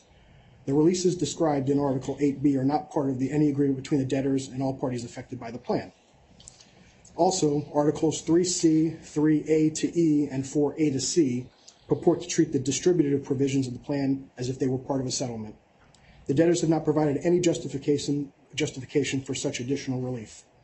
As a result, the United States trustee requests that paragraph 4A be removed from the plan as it is not necessary or applicable, that the second paragraph of Article 8B be modified to remove reference to Rule 9019 or any reference to settlement, and as well as to remove the provision that the releases are, I quote, "a good faith settlement and compromise of such causes of action," and that any references to settlement in the distributive provisions of Articles 3C, 3, and 4 be removed. Lastly, Your Honor. Let me just clarify, because obviously plans can incorporate settlements. Correct. So what's the distinction here that's your office finds troubling? The entire plan is being shown or being included as a settlement, that it's the entire plan. And what we're saying is that the entire plan cannot be a settlement under 9019. There can be, just like the committee settlement, you can have those type of settlements incorporated through the plan. Here, it's the entire plan is now being set forth as the settlement. So if the court were to confirm the plan, and then the confirmation order make it clear that the confirmation is being approved based on satisfaction of 1129A factors and not the standards for approving a 9019, does that address the concerns? Yes, Your Honor. Okay. Lastly, Your Honor, the debtors through docket 1564 modified the treatment of classes 3B and 3D to allow a voluntary opt-in for a loan repayment treatment. Docket 1564 also defined certain new terms such as loan repayment amount, loan repayment election, loan repayment treatment, and loan treatment deadline. These modifications appear to change the treatment of such claimants under the plan. However, as it appears that this is an added election post-confirmation, such modification would appear to be appropriate, subject, Your Honor, to the debtors or the wind-down debtors providing notice to those claimants to let them know that there is that post-confirmation election. Your Honor, in sum, the debtors and the U.S. trustee were able to partially resolve the U.S. trustee's objection concerning exculpation, statutory fees, and the limitation of liability and indemnification of the plan administrator. For the reasons set forth in the U.S. trustee objection, as well as the argument that I've made today, the U.S. trustee requests that the remaining objections concerning the releases, the injunction provision, the gatekeeping provision, and the plan as a 99 settlement be sustained. In addition, Your Honor, to require the debtors and or the wind-down debtors to provide notice of the loan repayment treatment to those parties that have been affected, that will be affected. Thank you, Your Honor. Thank you, Mr. Sponder. Mr. Mazza? Thank you, Judge.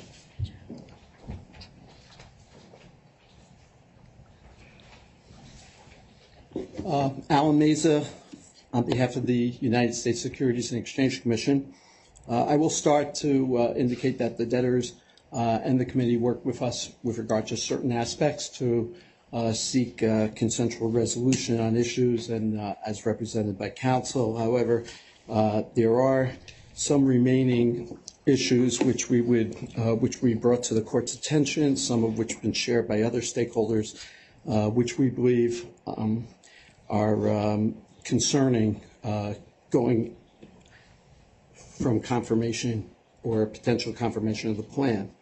To begin with, I just want to, on behalf of the SEC staff, state a reservation of rights regarding crypto distributions, which has been stated in, incorporated in a proposed confirmation order, and was also stated in our objection and reservation of rights. The plan contemplates transactions involving crypto assets, including the distribution of certain crypto assets to shareholders and the liquidation of crypto assets.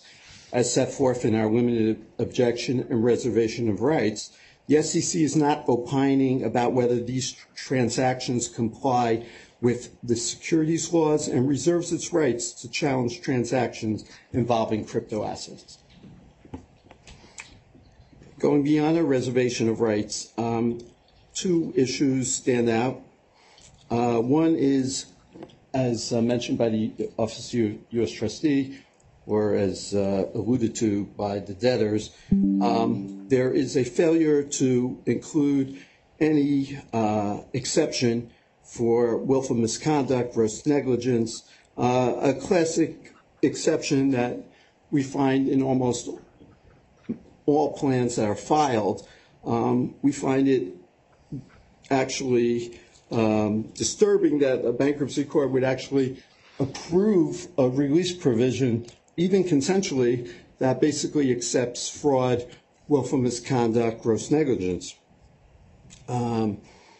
We've raised these issues with other judges in other districts, and even judges that are favorable to opt-outs and other forms of consent do draw a line when it comes to this exception, and have directed debtors at disclosure statement hearings or confirmation hearings when brought to their attention to, at a minimum, include that provision. One such was in the Windstream Holdings in front of Judge Drain, who certainly was in favor of the opt-out. While a specific case per se may be not easily available, probably because it's a highly unusual issue or it's resolved without the need for litigation, it does make sense, as Judge Weil said in the famous Aegean Marine case, that it just would be an anomaly that parties who have peripheral interest in the Chapter 11 case would somehow walk out of a case, a bankruptcy case, with a better result than had they filed their own personal bankruptcies, in which case fraud would clearly be accepted under 523A19 for an individual, 523A2.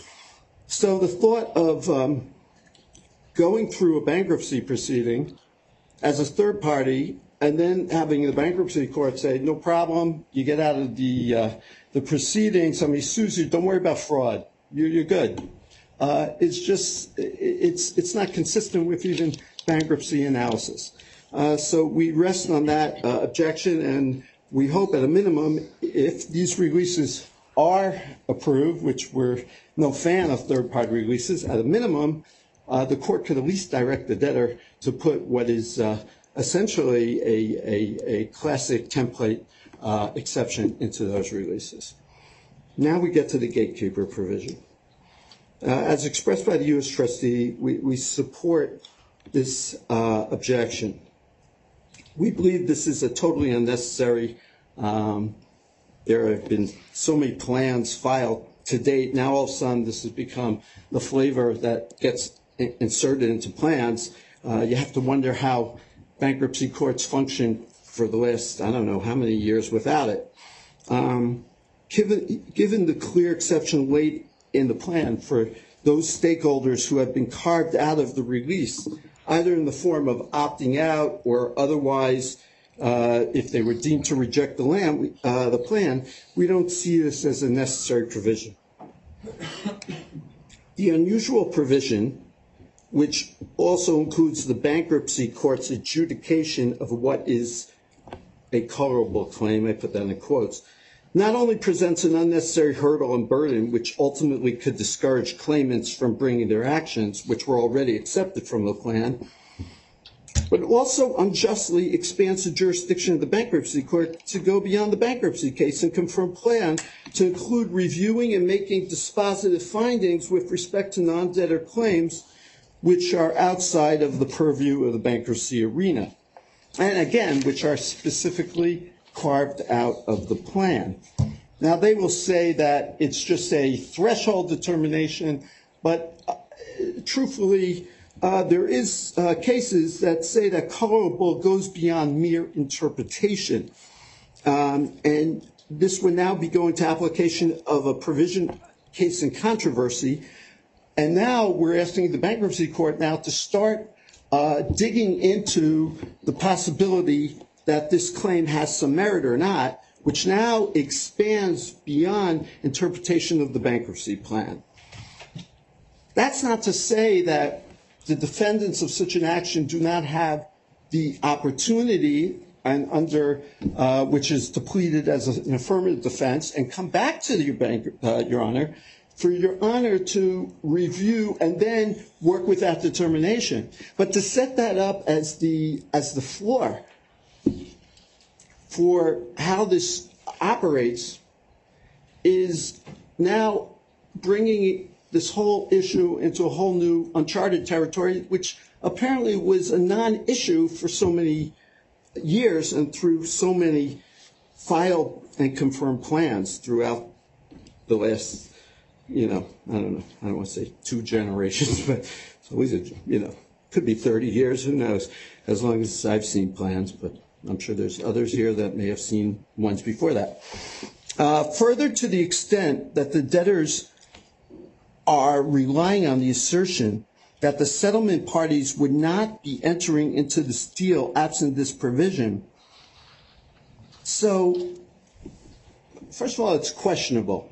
It's not clear that this was the whole, nexus or foundation for the plan. However, it's been asserted in declarations. But even those declarations talk about settlement parties, not the expansive gatekeeper provision that would be sought to be imposed on all these non-debtors suing related parties that have nothing to do with the settlement. So if your Honor is inclined, and we don't believe it's supportable, but if your Honor is inclined to approve this gatekeeper provision, okay, so let's narrowly tailor it for the settlement parties who were so keen on only entering into this plan process under those conditions. Why should somebody else who has nothing to do with this settlement be forced to bear this prejudice, which is a prejudice? Because basically what we're saying is, even though you opted out, even though you carved out, you still have now this extra hurdle. It is a burden, whether they want to admit it or not, or whether ultimately it gets back to the bankruptcy court anyway. But honestly, from the beginning, it's a hurdle and a burden and a challenge for that particular non-debtor stakeholder who's suing another non-debtor, that they are now required to stop before they file their complaint in state court or whatever other non-bankruptcy jurisdiction. And then they have to come to your Honor. They have to go through all that. They have to probably hire an attorney. They have to incur additional costs. They have to come in front of your Honor, and your Honor says, yes, go do what you want to do originally, which you bargained for under the plan. We don't support that kind of position. We don't think the bankruptcy court should support that position. They mentioned the Highland case, which is a case that's being brought as the flagship case for this kind of provision. But even at Highland, it was limited bankruptcy case, and the court even said on remand that it was just forward-looking to protect the administration of the plan. In other words, a certain subset of professionals would be protected. That's not what's going on here. They have this extensive provisions going to everybody. You got a release? Yeah, you're accepted from the release. You want to sue Joe Schmo, nothing to do with the settlement and everything? Got to go back to the bankruptcy court. We don't see that as consistent with anything in Highland. And it's not consistent with the plain meaning of the plan. And it doesn't deprive the bankruptcy court at a certain date, if an affirmative defense is brought as appropriate, to coming back to the judge and saying, Judge Kaplan, please, do I have permission? If that's a defense that one of these parties wants to avail itself as an affirmative defense consistent with Federal Rules of Procedure. So going forward, we would like the bankruptcy court here to address these two issues with the debtor, and absent the debtor's amending a plan to include the exception for fraud, willful misconduct, gross negligence, as found in many plans, and either deleting the gatekeeper provision or otherwise tailoring it to the narrative that's been presented to the judge that the court denied confirmation. Thank you, Judge. Thank you, Mr. Mason. All right. Again, I see hands raised, but let me go to other objectors. Mr. Atkin, were you going to make argument? Yes, Your Honor.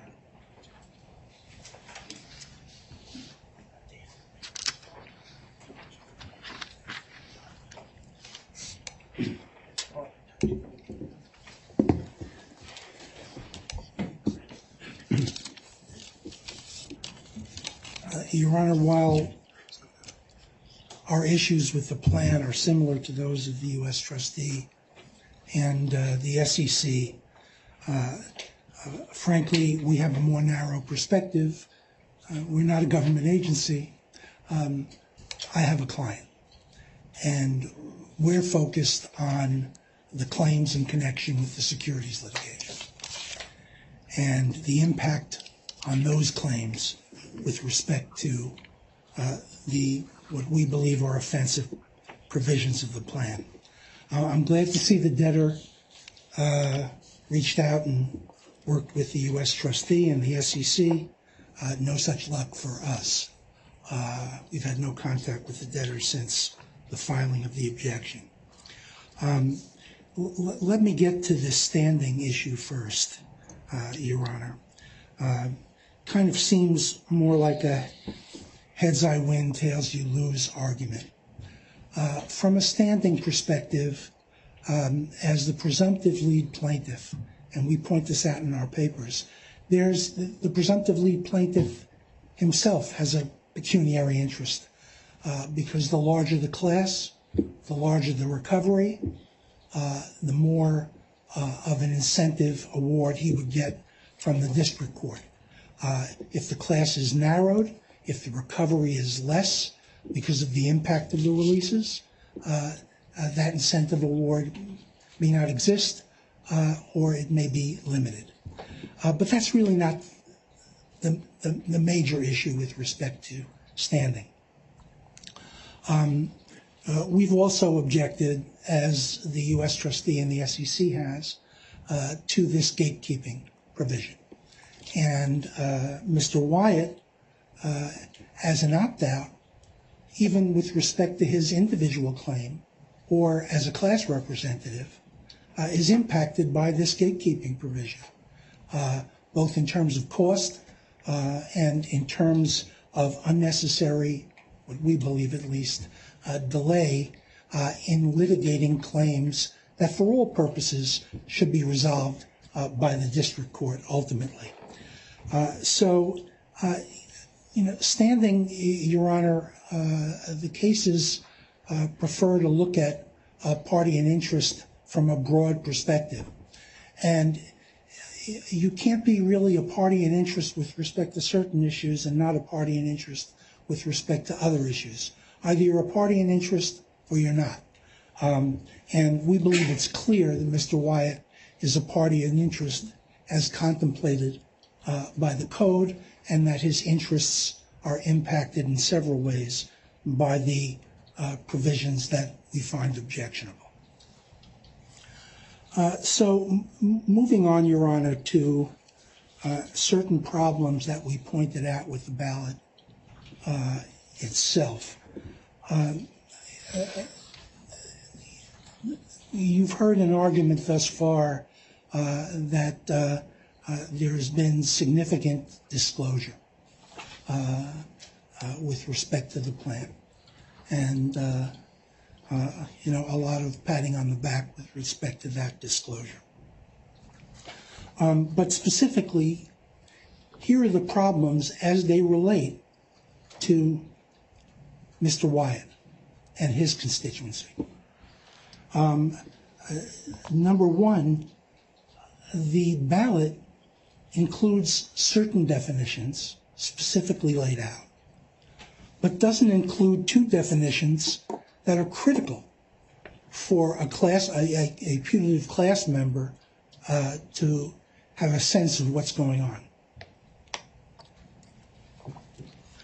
One is the definition of the committee settlement parties, who are the beneficiaries of the release specifically, and are in fact, several of them are defendants in the pending class action. And the definition of related parties, which succeeds in bringing everyone else potentially in the universe under the umbrella of these releases. Those two critical terms are not defined in the ballot, although other terms are. And we believe that limits the ability of a class member to really determine whether they should opt out or not. Second of all, Your Honor, the release, the opt-out clause itself, or the opt-out checkbox itself, you don't get to it until page 7 of the ballot. And this is all the ballots under Class 3, 3A, B, C, D, E. So a creditor is making a decision on whether to accept the plan or not, and then has to wade through several more pages before they get to the opt-out checkbox. We think that's a problem. There's an informational statement in the ballot of about a page and a half to give a creditor guidance with respect to the vote and the ballot. Nowhere in that informational statement, which is something that maybe a creditor would read, nowhere does it talk about the opt-out generally, or certainly nowhere does it talk about any specific claims that a creditor may be releasing if they potentially have claims as a putative class member under the federal securities laws.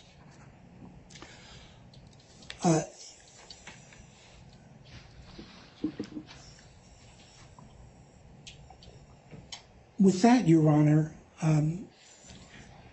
we believe that although there was a lot of disclosure, key aspects in key places in the documents failed to really provide putative class members with the information that they would need to realize that they're potentially giving up a valuable claim, or not. But the documents don't provide them with that information. There's no indication specifically as to the pendency of the securities class actions. And, Your Honor, the debtors knew from the get-go in this case, given that they filed an adversary proceeding to enjoin those class actions early on in Chapter 11. So, Your Honor, from that standpoint, we believe that there are issues, serious due process issues, with respect to the information that was provided to these particular creditors, who Mr. Wyatt is looking to represent in the class action, to make an informed choice, assuming that the opt-out mechanism itself is appropriate. We have certain views with respect to that, but I'll get into that in a moment.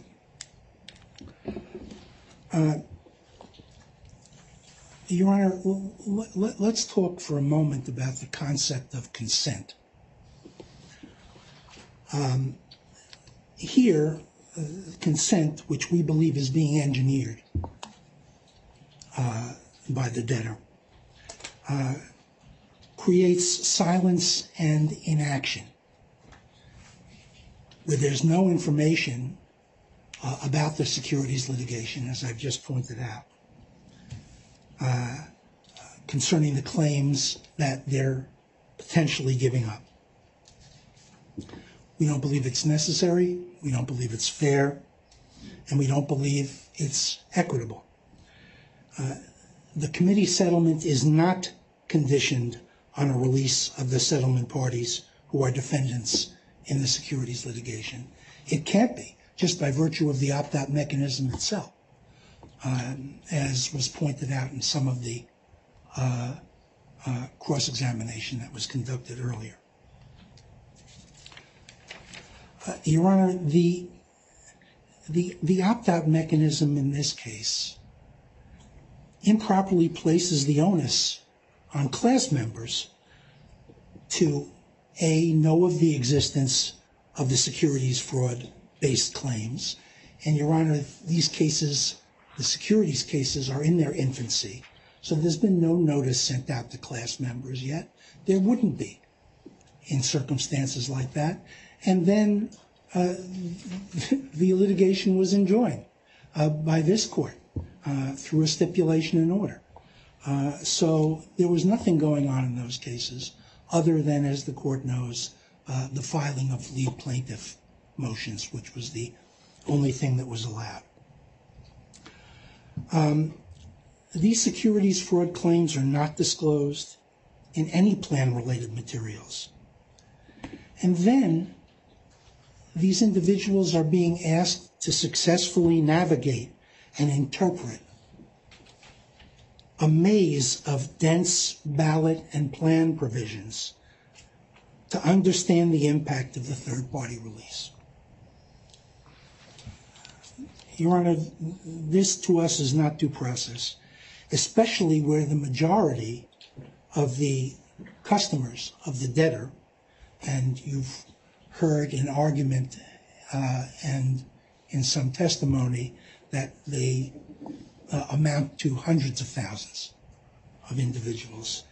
They're not, for the most part, institutional investors. Most of them, a lot of them, are individuals. Your Honor, the debtors cite in their confirmation brief, and I had a limited opportunity to take a look at it, given the fact that I was in synagogue to a certain point in time last night, and then... Now you're making me feel guilty. Breaking faith, no. Because I read it. No? Well, Your Honor, I'm impressed. I'm impressed. But the debtor cited the Aegean Marine case, which you've heard mention of, Judge Wiles' case in New York. We happen to have been involved in that case, and the debtors cited favorably for the proposition that the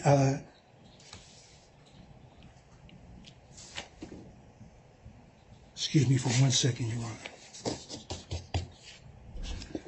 That the clause protecting estate fiduciaries and the exculpation provision is appropriate. But let me quote what Judge Wiles said about third-party releases in general in that case.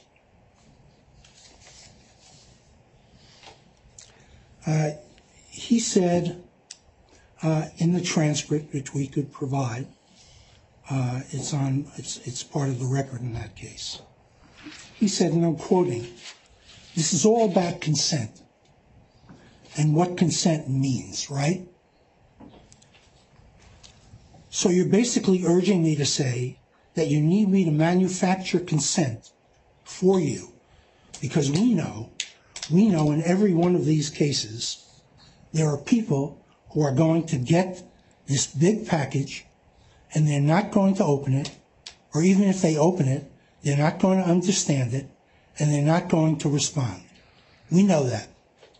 So all that this opt-out approach does is it seeks to manufacture judicial deemed consent without an actual thought process on behalf of the person whose consent is being sought.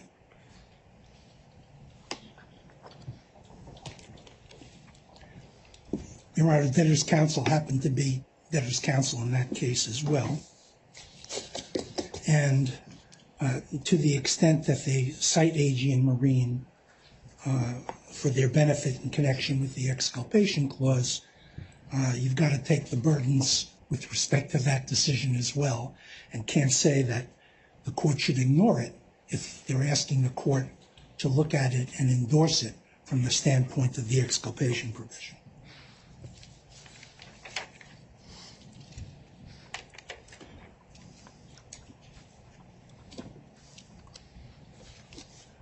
And, Your Honor, as was pointed out by Mr. Meza,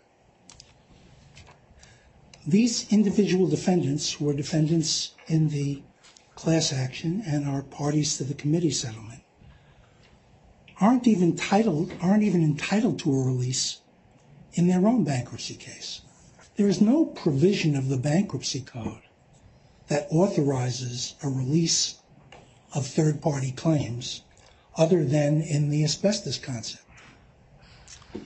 So what the debtors need to hang their hat on is that it's a matter of contract, that they've consented as a matter of contract because the plan is in essence a contract.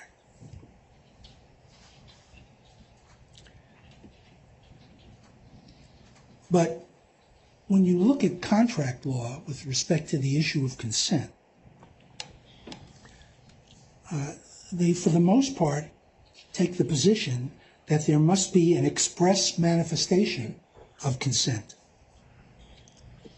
And at page 66 of their brief, they admit that it's really a matter of contract, and that's what they're relying on with respect to the propriety of the release and the so-called consensual nature of the release. Your Honor, that has not been demonstrated here on the record.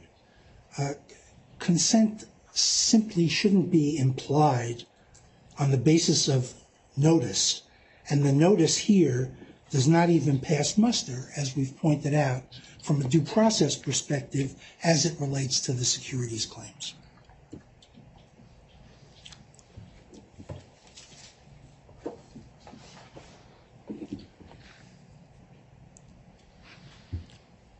Your Honor, I want to say a word about damages here,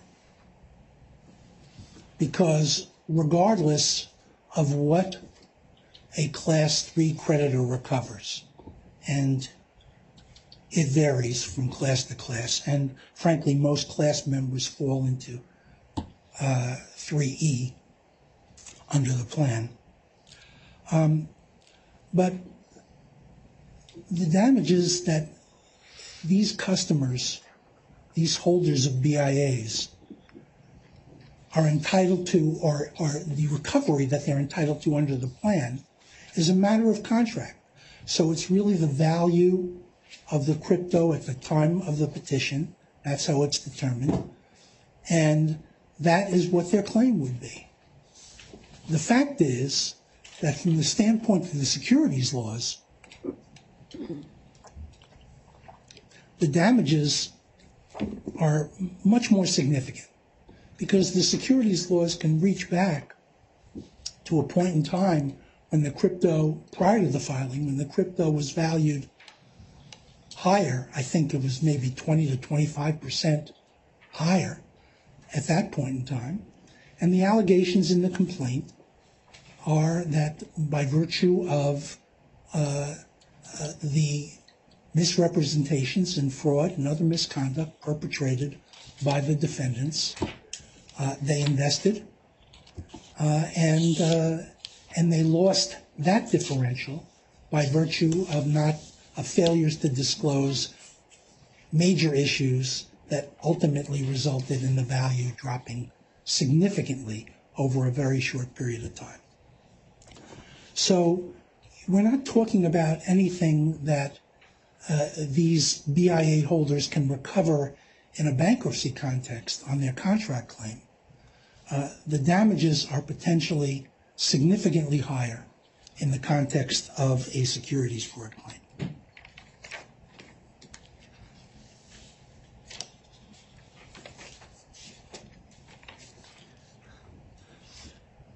Your Honor, it's important to note that this is a liquidation. This is not a restructuring. And the cooperation from the former or current directors and officers that was negotiated as part of the committee settlement is not dependent on the release of those individuals. It is not a condition to confirmation. We can't find it in the plan. Your Honor, much has been said about indemnification obligations that the debtors may have to certain of these parties. And I want to talk about that solely in the context of securities fraud claims.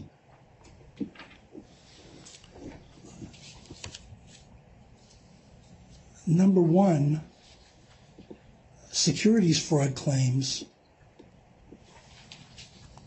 that form the basis of indemnification requests are statutorily subordinated under the Bankruptcy Code, under 510B, just as the litigation claims of my constituency are subordinated under 510B. And those claims are not entitled to any recovery under the plan. Contract claims, yes. Securities claims, no. If the debtors chose to assume those obligations for reasons I can't possibly fathom, rather than allow the Bankruptcy Code to subordinate those claims, that, Your Honor, is, from our perspective, that's on them. Second of all, and equally important, is that most of these individuals have already waived their indemnification claims against the debtor as part of the committee settlement. So there's no risk with respect to those claims going forward.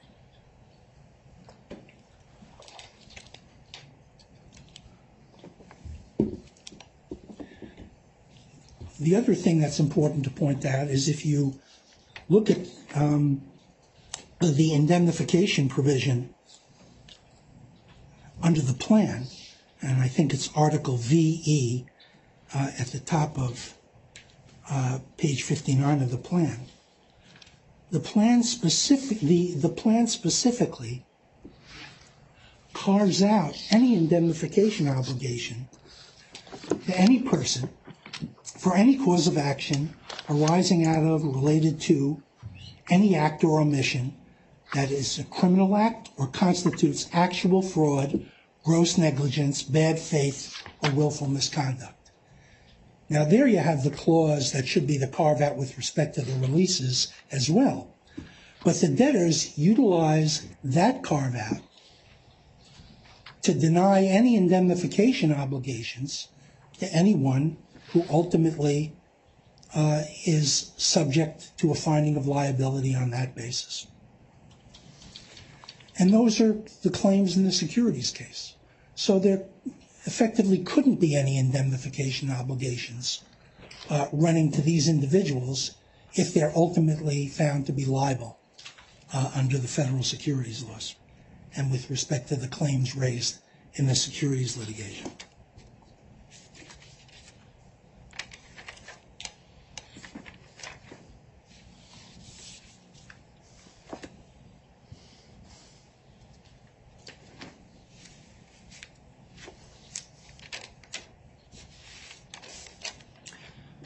Your Honor, let me talk for a moment about the gatekeeper provision, and then, if you'll indulge me, I'd like to go over some of the arguments the debtor made in the brief that was filed yesterday that I think bear mentioning.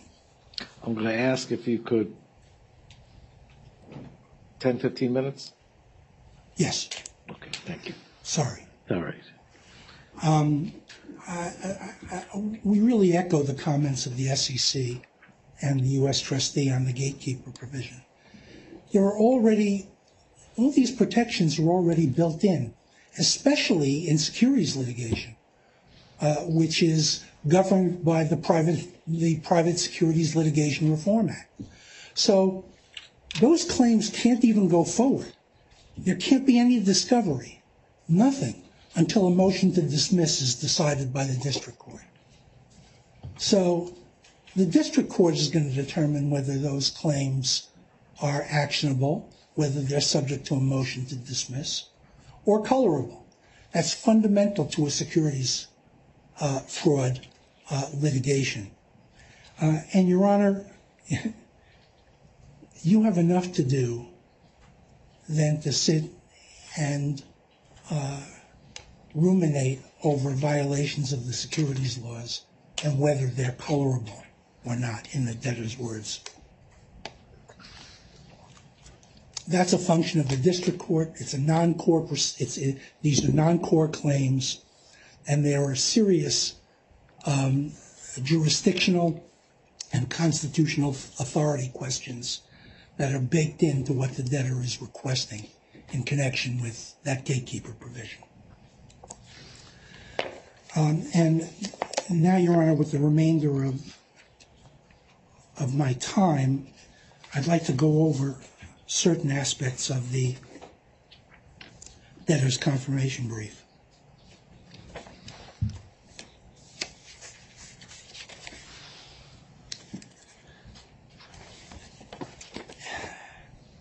At page 62 of their brief,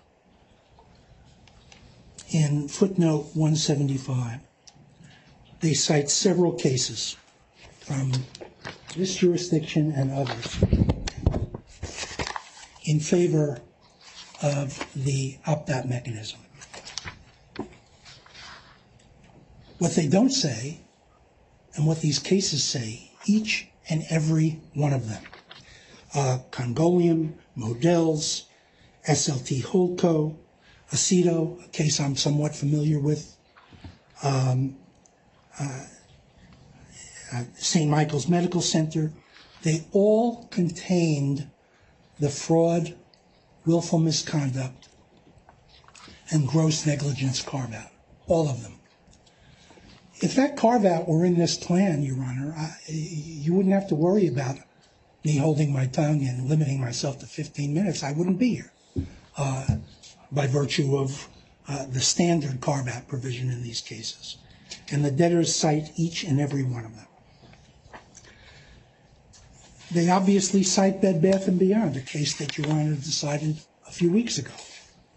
Similarly, Bed Bath & Beyond, if you look at the plan, they have the same carve-out provision with respect to fraud, gross negligence, and willful misconduct.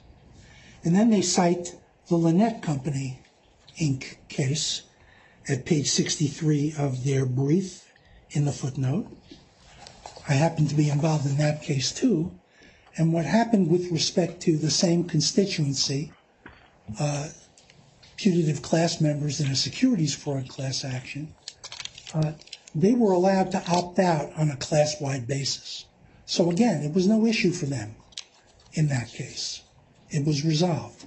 Similarly, they cite the court's decision in Cobalt, which is a case that was before Judge Isger in the Southern District of Texas, a case I'm also somewhat familiar with Kirkland and Ellis on the other side. In that case, they cite favorably, but neglect to point out that putative class members were allowed to opt out on a class-wide basis, so they would not be bound by the release. So there are ways to resolve these issues, ways that we've utilized in the past to resolve these issues. But the case law, even the string of cases that the debtors cite, obviously favor the inclusion of that general fraud carve-out. And if you look at their brief, Your Honor, they give you the reasons, why that shouldn't be included in this case. And the reason, at least as far as I can tell reading it, is because there's so much fraud here and there'll be so much litigation that we got to avoid all of that. That's really what the argument is. That this is a case littered with that kind of misconduct. That's not a reason to release those claims.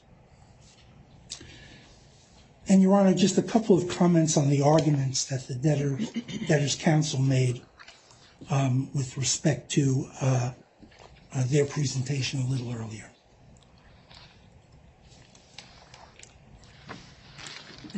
Everything that was referred to in that argument is hypothetical, conjecture, without any factual basis. The floodgates argument, I've heard that a few times over the years, with no basis as to how that's going to happen and no basis to determine that litigation would be frivolous. They'd be just showered with frivolous lawsuits. There are ways to deal with that too, Your Honor, if it were to come to pass, but not by preventing someone either on a class-wide basis or individually to assert those kinds of claims, especially in a case like this. I also heard mention that we had the opportunity to certify a class in the context of this case, and it's hard to certify a class where a lead plaintiff hasn't been appointed and the case has been enjoined. So that just wasn't practical. It wasn't an option with respect to this case, given the timing. Your Honor, we're not substituting our judgment for the judgment of class members who likely don't have a clue as to what they did or the impact of not opting out. We're just trying to give them the opportunity to assert claims that they have or not.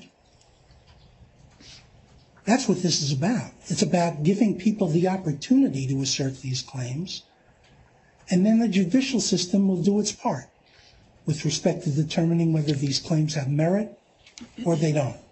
But to cut them off at the knees at this particular juncture without the opportunity to have them see the light of day is really inappropriate, not justified. We're not looking to blow up this plan, Your Honor. We have no objection to all of the substantive provisions of the plan regarding distribution, classification, all of that. We're just looking to preserve rights for people who really weren't in a position to make that decision themselves. So with that, Your Honor, unless the court has any questions, and hopefully I kept to my 15 minutes. You did a good job. Thank you, Your Honor. Thank you, Mr. Etkin. No, at this moment, I don't have any questions. I see there's a Joanne Gelfond who has a hand raised. Is there anyone else in the courtroom who wishes to make argument?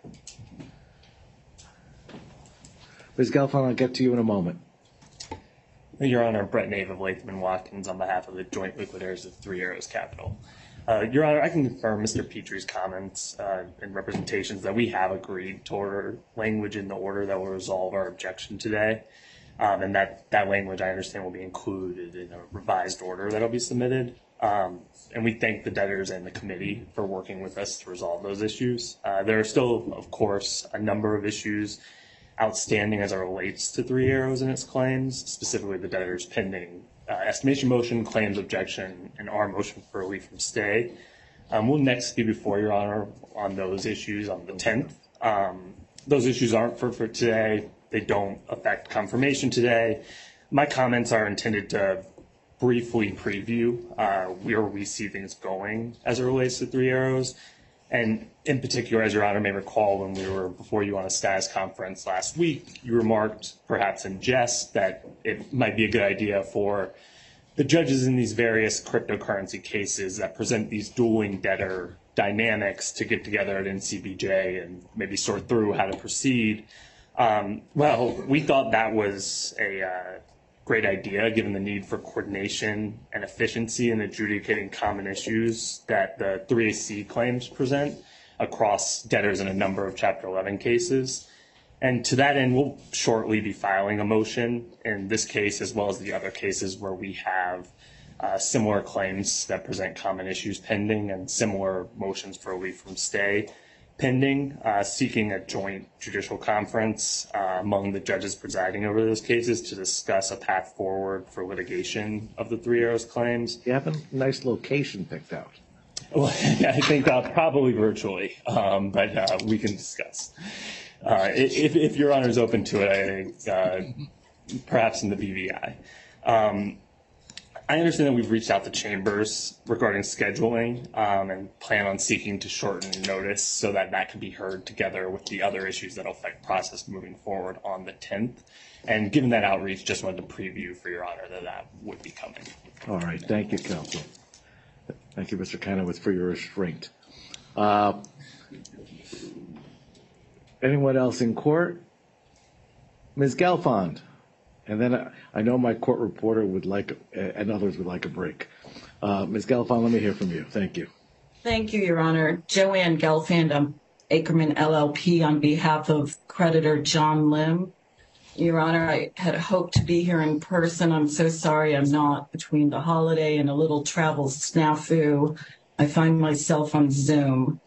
Initially, Your Honor, I want the court and everyone in the courtroom to understand there is no desire to derail the plan.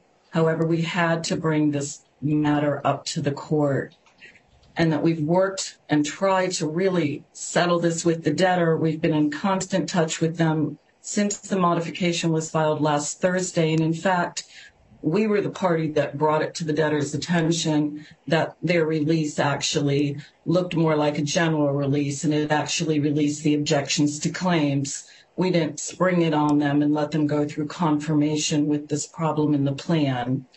The starting point, Your Honor, would certainly be the release and the modification.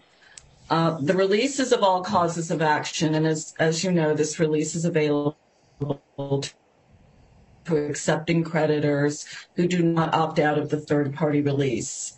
The release language provides very broadly that all causes of action are released, and they include in the release language claims, cross-claims, damages, controversies, demands, obligations, liabilities, debts arising under law. And then the debtors add this sentence to the definition of causes of action being released. Quote, for the avoidance of doubt, causes of action include any right to object or to otherwise contest claims or interests that claims objections are being released. In response to our pointing this out to the committee and the debtor, a modification was filed, I believe, last Friday. The modification creates an ambiguity in the plan.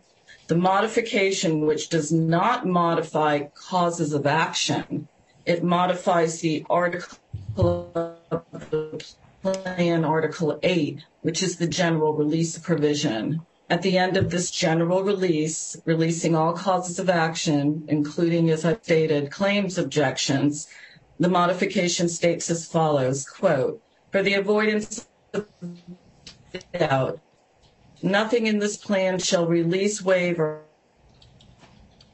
otherwise limit the debtors or the one. Now we have a plan teed up for confirmation that's ambiguous on its face.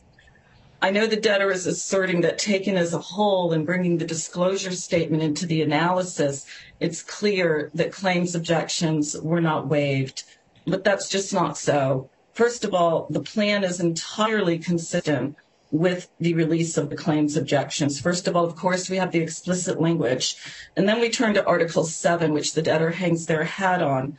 Article 7 deals with claims objections and gives a great deal of power to the wind-down debtors to bring claims objections. and we've been accused of trying to wipe out a meaningful claims objection process. Nothing could be farther from the truth, and that's just not what will occur. We heard from the debtor today that more than 10,000 creditors opted out of the third-party release. That means more than 10,000 creditors are not entitled to the release of their claims objections. Kroll filed their certification, and they attached 326 pages listing the opt-out creditors, 20 or 25 a page. So we will have a robust claims objection procedure as to the opt-out creditors, Your Honor. Your Honor, there are other things in the plan that show it's consistent with the release. Again, going back to Article 7 claims objections, the first sentence in Article 7 dealing with claims objections is, except as otherwise provided herein. So the released claims have clearly been accepted. Then we go to Article 4C2 of the plan. Article 4C2 speaks to the release of all claims, quote, other than retained claims. Then we go to the debtor's schedule of retained causes of action. In the middle here, after going on and on about what they're retaining and getting to these claims, it says, unless any cause of action is expressly released, accepting again from the retained causes of action these released objections to the claim. The debtor has asked the court to consider the disclosure statement in determining whether or not the release covered claims objections. Clearly, it appears improper to bring in this parole evidence. We know the disclosure statement has many warnings about reliance, and of course it provides, as they do, that the plan would govern any inconsistency. Yet the disclosure statement is completely consistent. The debtor argues that Article 11A2 J and O, dealing with treatment of claims and estimation, show that the objections to claims was never released. Again, both of these sections have a preface, which is, except as otherwise provided in the plan. So again, they're releasing these claims objections. We now have an ambiguous claim, an ambiguous plan as modified. Offering Mr. Lim the opportunity to change his vote just wasn't a fix. Mr. Lim is one of many creditors affected by this. This affects all accepting non-opt-out creditors. The committee had the timing a bit wrong. I placed a call to the committee on Friday, September 15th, scratching my head about why the claims objections were released. I will note were also released in the Celsi case. Exact same language, so another common issue here. Changing the vote was not in Mr. Lim's interest. He voted to accept the plan as is and to release the claim objection against his claim. Your Honor, Rule 3019 is clear that a modification may not adversely change the treatment of any creditor. And in fact, the 11th Circuit last year in the In Re America CB State Group case reversed the bankruptcy court finding that a shareholder who either was not entitled to vote or rejected the plan was entitled to resolicitation and new disclosure because the modified plan eliminated the shareholder's right to purchase certain equity. The 11th Circuit pointed to the language in 3019 saying the treatment of any creditor and determined that even the shareholder who may not have been entitled to vote was covered by it. And the court knew it would be difficult to unwind things, but sent things back, essentially saying, figure it out to the Southern District of Florida, which is my hometown. We would ask the court to confirm the plan without the modification. Otherwise, This does not comply with Section 1129A. It violates Sections 1127 and 1120. Baffled by the inability to resolve this one claim with the debtor. Mr. Lim is not the scoundrel here. He didn't put anything added through the modification to the release. Ms. Gelfond, unfortunately, we're having transmission issues, and a lot of your arguments not coming in clear. The court has the benefit of the written objection. The oral argument is proceeding along the same lines as the written objection. I can accept the written objection and rule on it. If you want to try to sum up, see if we can. I would like to do a reservation of. I would like to just conclude with a reservation of rights, Your Honor. Can you hear me? Yep, we have that on record, the reservation of rights. Okay, of all rights. And we would be happy to, even now, if the court's taking a recess, to speak with the debtor. Thank you, Judge. Thank you, Ms. Gelfond. I don't know on whose end the transmission problem is, but I thank you for your efforts. You are free, obviously, to reach out for counsel. I am taking a 15-minute break. It is 3:30. We'll come back at 3:45 or so. And thank you all. Oh, I didn't mute myself. Are you? You are unmuted. All right. All right. Let me, before I turn to debtor's counsel, I don't see anyone else remotely who wishes to be heard. We've outlasted them. Let me hear from reply, debtor's counsel. Yes, Your Honor. For the record, this is Francis Petrie of Kirkland on behalf of the debtors. So not much has changed since my initial presentation, in my view. We've heard from each of the objecting parties, and there's two main points that I believe came out of that. First, the third-party release is consensual. And in a consensual case, you and others have held that a lot of things can be bargained for, and anything can be released. Though things like fraud and carve-out could not be discharged, they can still be released in such a structure. The opt-outs that we've seen in this case are higher than you've ever seen. And each of those parties who consented to that release understood the scope of what they were either releasing or what they were not releasing. Every individual in this case had the option to opt out. And that structure was something we negotiated for in the terms of the settlement. Even accepting parties had the option to opt out here. But the release parties negotiated for that limited structure and limited the universe of non-release claims. The massive amount of opt-outs that were received in this case is evidence of their consent, if anything. There was notice of what these individuals agreed to, and all they had to do was perform basic diligence to figure out what they were going to be releasing and when. So then to take on the other main argument that came out here, which was about the scope of the gatekeeper provision.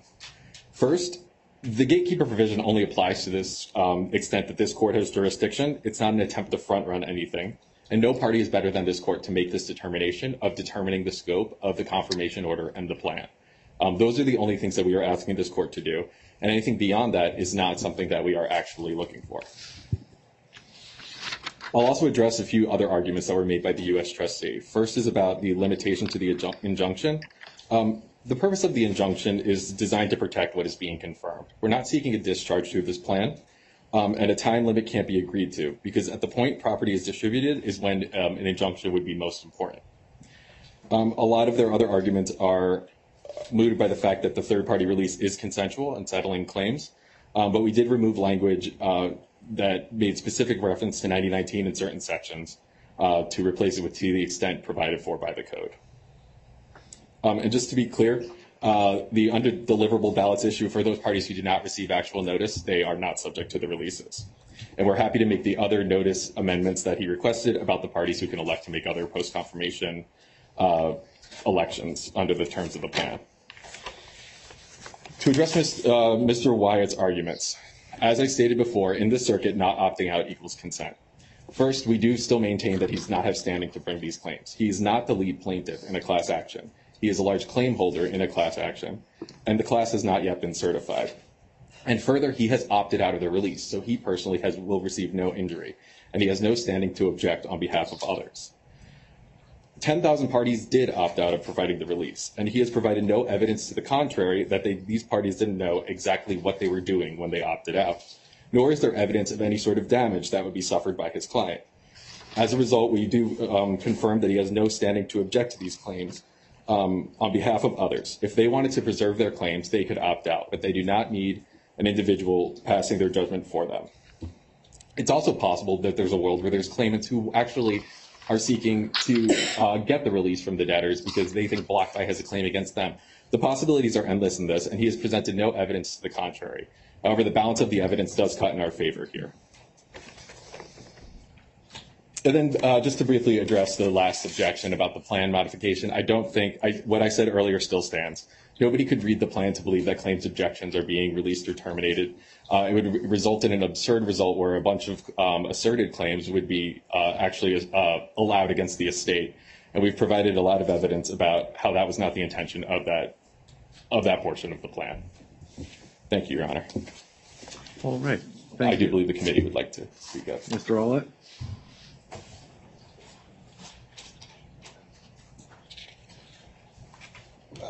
So I have a few responses, and then I believe Mr. Stark will want to speak at closing or now, whatever would be appropriate. That's fine. So basically two responses to points.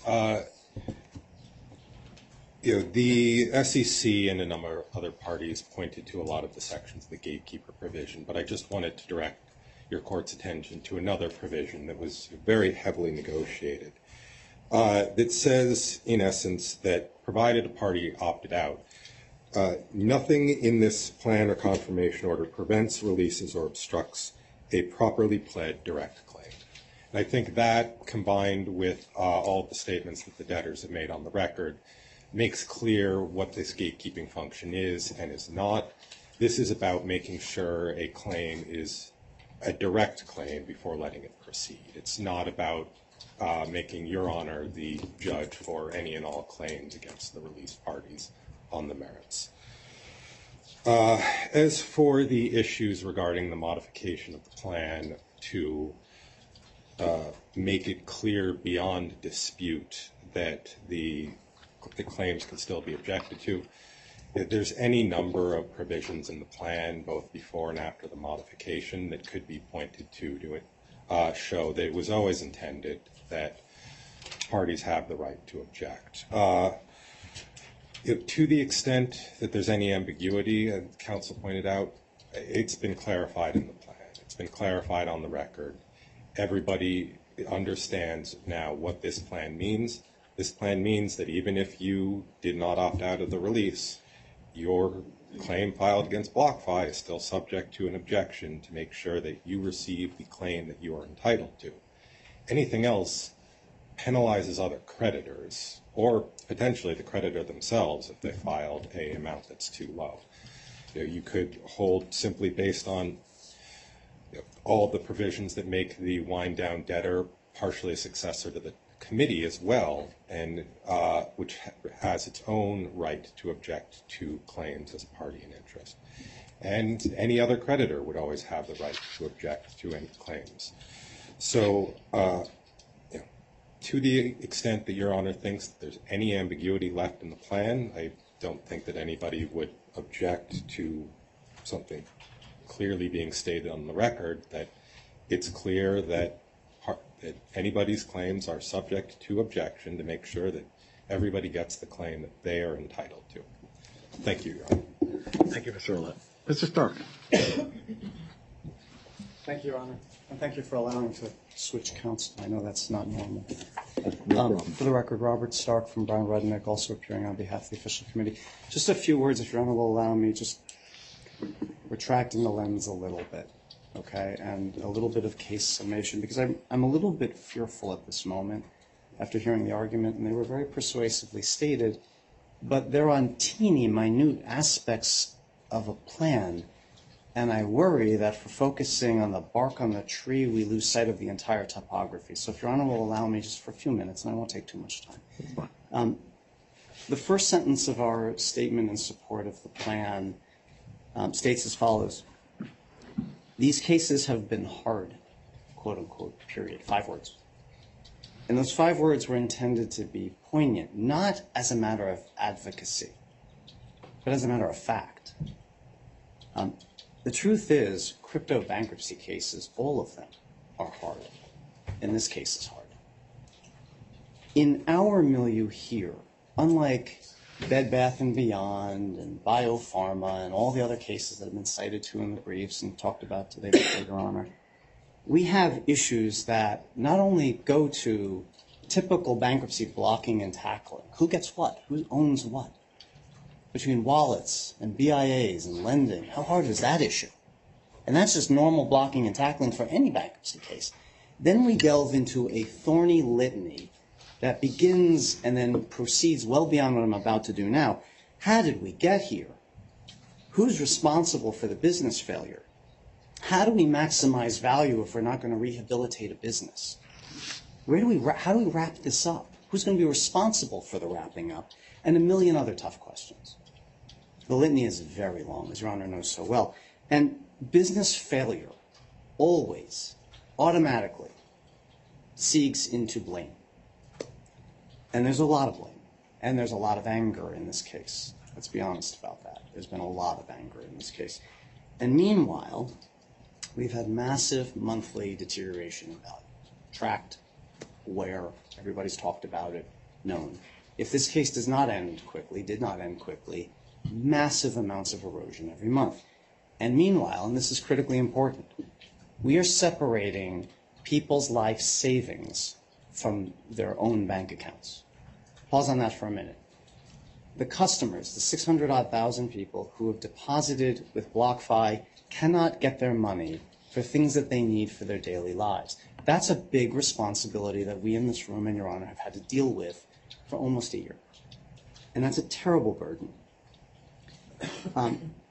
In crypto bankruptcies, the crucible of Chapter 11 burns hotter. It just does. And in this case, it burned very, very hot. This is not retail or biopharma or any widget company. This is crypto, and we have to think about it in that milieu because it is different. And we have to behave in this case and think about things differently, and we've done that. But even in this hot crucible, we have a job to do, and we've done our job. We have to get to a resolution, and a resolution that creditors can support, and they do come out and support in mass volumes. That, I think, is important. But also of critical importance is that we have to be able to walk away from this bankruptcy case, what happens today, one way or the other, and be able to look back on today in hindsight and ask ourselves, was it reasonably balanced outcome? Was it rough justice fair? And do we have systemic and process integrity? Those are the 3 concepts I'll throw out today for Your Honor to think about, because we do think that was done here. Of course, there are attributes of the deal that we don't like and they don't like and everybody doesn't like. Certainly it wasn't fast enough or wasn't inexpensive enough or what have you. But think back on it. It was quicker than every other crypto bankruptcy case out there. It was a whole lot less expensive than any other crypto case out there. It was open. Everyone knows what happened, and everybody can see everyone's side, and everyone could choose their own path. They could choose to give the release or not give the release. No strings attached one way or the other. Move forward and make a decision. More disclosure than anyone has ever seen. Okay? It is balanced. Nobody really likes the outcome. Everybody feels aggrieved in one way or the other, which I gather, I hate to say it because it's trite, but isn't that the definition of a deal, of a settlement that's quality, when no one's happy with it? Is it rough in its justice? Your Honor will be the determiner of that. But the creditors have spoken. They voted en masse in favor of it. And does it evidence systemic and process integrity? The adversary process in this case was hot because we are in the heated crucible of crypto bankruptcy, and it came out with a deal that was hot, but has been accepted and accepted broadly, and we now have time to heal. I'd like to add 2 more points just to make sure our topography is right. don't want to lose sight of the forest for the trees, to use another trite phrase. And the first is a comment about the committee. Now, I get it. At this moment, creditor committee lawyers love to get up and talk about how great their committee and laud their committee, and it's rote. And I really, at this moment, don't want to do that. Okay? What I want to do is speak again in fact and not advocacy, although it will come out as advocacy. It is 100% from the heart. For the committee, this was not a quote-unquote hard case. For the committee, this case was impossible. It was all-consuming, time and energy. It was gut-wrenching in every attribute of the word. It was an emotional roller coaster. And it was more than just the analytical economic analysis that we have to do. It was emotional in many respects. To do this job, we analyzed, we reanalyzed, we discussed, we analyzed again. We fought amongst ourselves, not weekly, every single day. We analyzed, reanalyzed, met, fought, discussed, reanalyzed, and did it again. Okay? This was, I've been doing this for a while, this was one of the hardest, if not the hardest committee assignment I've ever had. And I will always remember it. It was that hard. As Your Honor knows, committee members are not paid. And this was a full-time job, and many of them had to move away from their daily employment activities to be able to pay attention to this case as they needed to do that. That was great sacrifice. But here's an important part that I know Your Honor is aware of as well. We faced criticism and worse almost every day in the chat rooms. The pressures, the threats. What we were doing, trying to do for everyone, was faced with a constant barrage of what are we doing and why are we doing it, and we must be doing something wrong. The easiest thing is to throw in the towel. The hardest thing to do is to be dogged about it.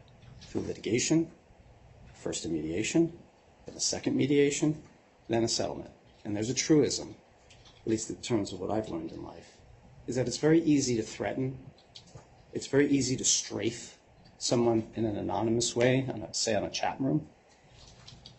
And almost anyone can do that. Almost anyone can and is willing to levy an attack in a courtroom, because you can in America with minimal reverberations. Fewer will do the work. And fewer still will have the brain power and, importantly, the stomach to settle.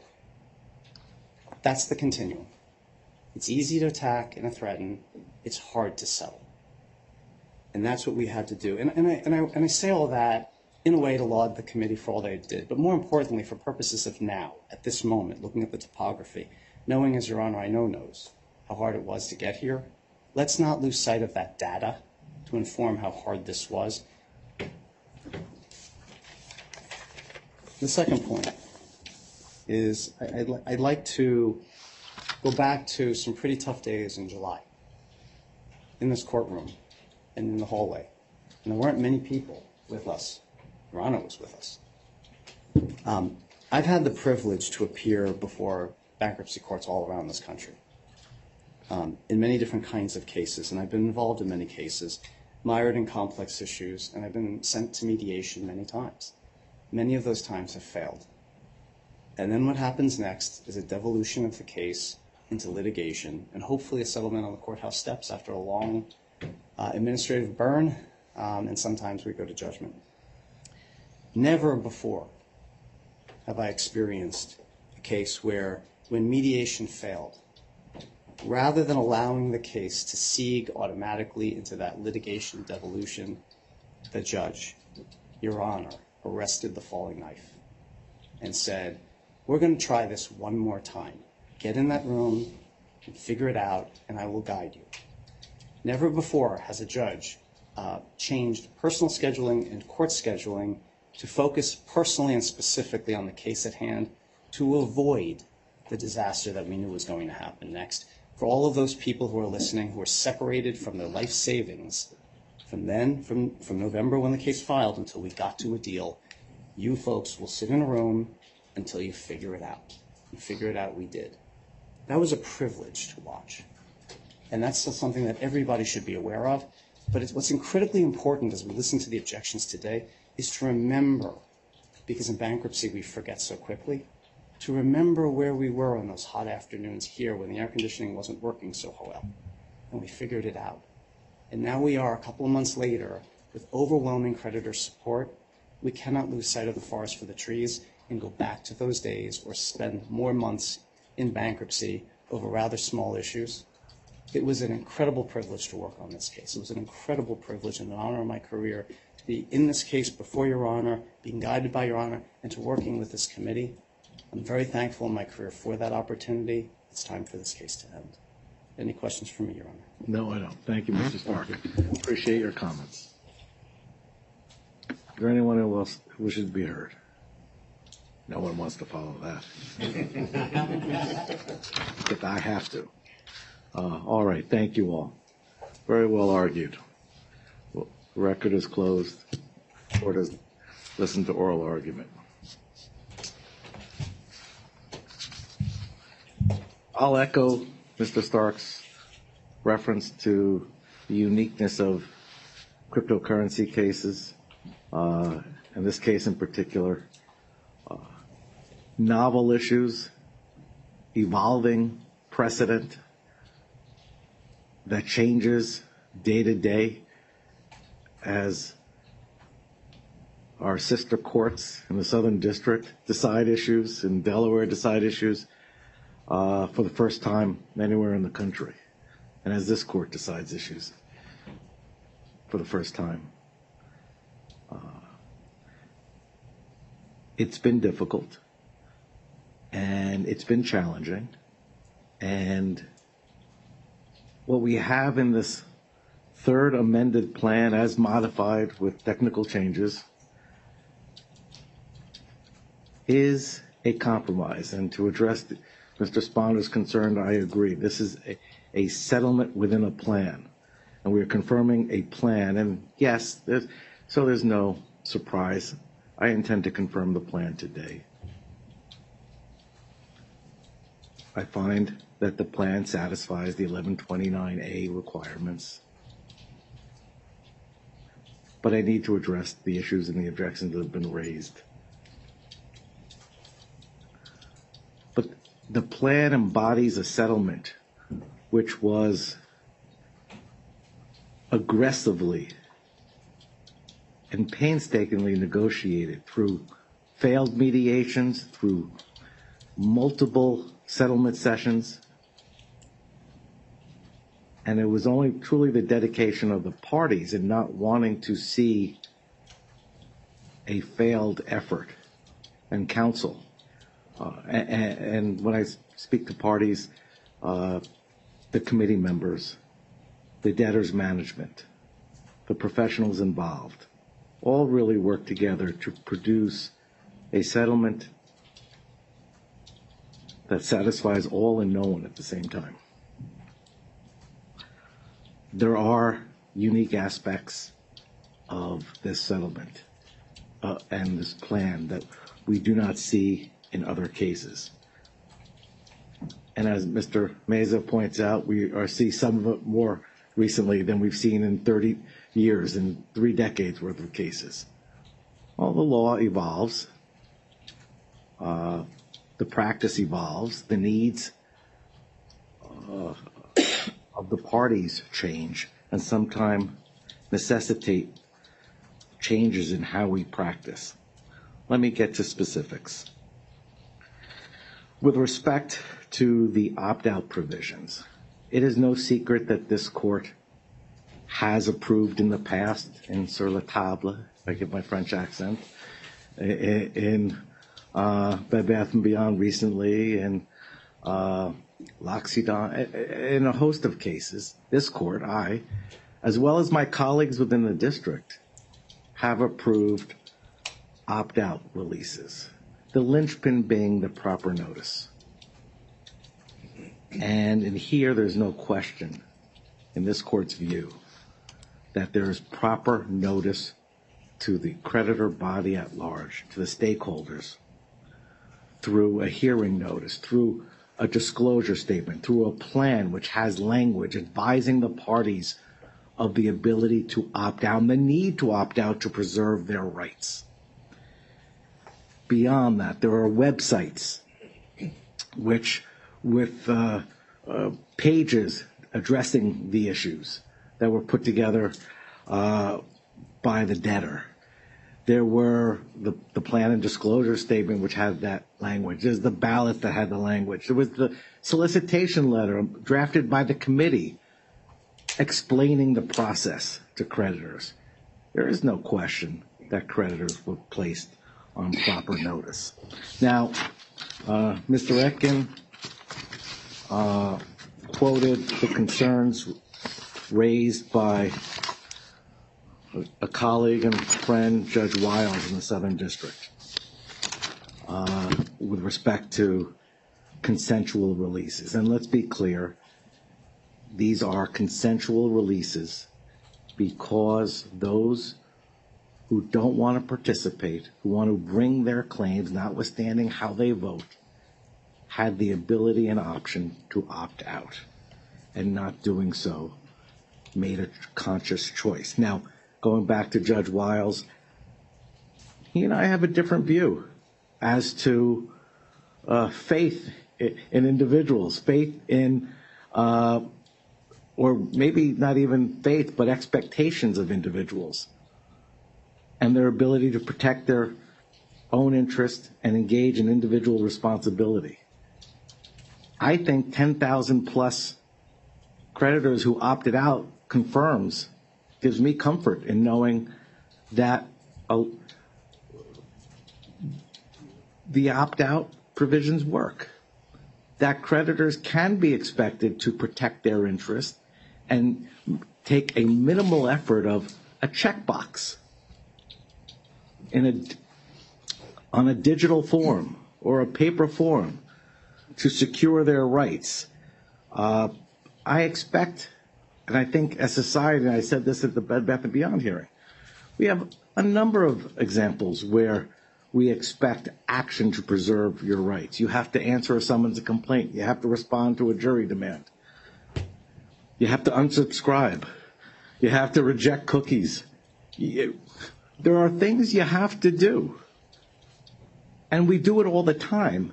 And simply checking a box to preserve your right is not onerous, is not an obstacle, and is not a hindrance, as long as you're on notice of the right, of the need to do so. So we go back to that notice provision. And in this case, the facts and the manner in which the process was undertaken, it was clear that there was notice. Now, did the plan and disclosure statement describe all of the possible claims or the potential securities fraud claims? No. It didn't go into specific claims. It referenced many. But there are a host of potential claims that non-parties could bring against non-parties. But what was clear was that there was going to be a release of all claims. It didn't need to go into specifics. The releases and the language in the notices was clear that by failing to opt out, the creditors were releasing their claims, whatever they may be. The court views these as proper consensual releases, consistent with the law in the Third Circuit, consistent with the law as set forth by colleagues in similar cases.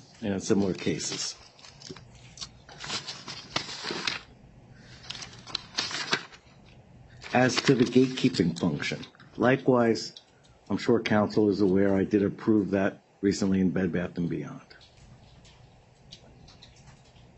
It's a form of protection, negotiated relief, available for those making a meaningful contribution to a Chapter 11 case. And it ensures the benefit of the bargain, so to speak.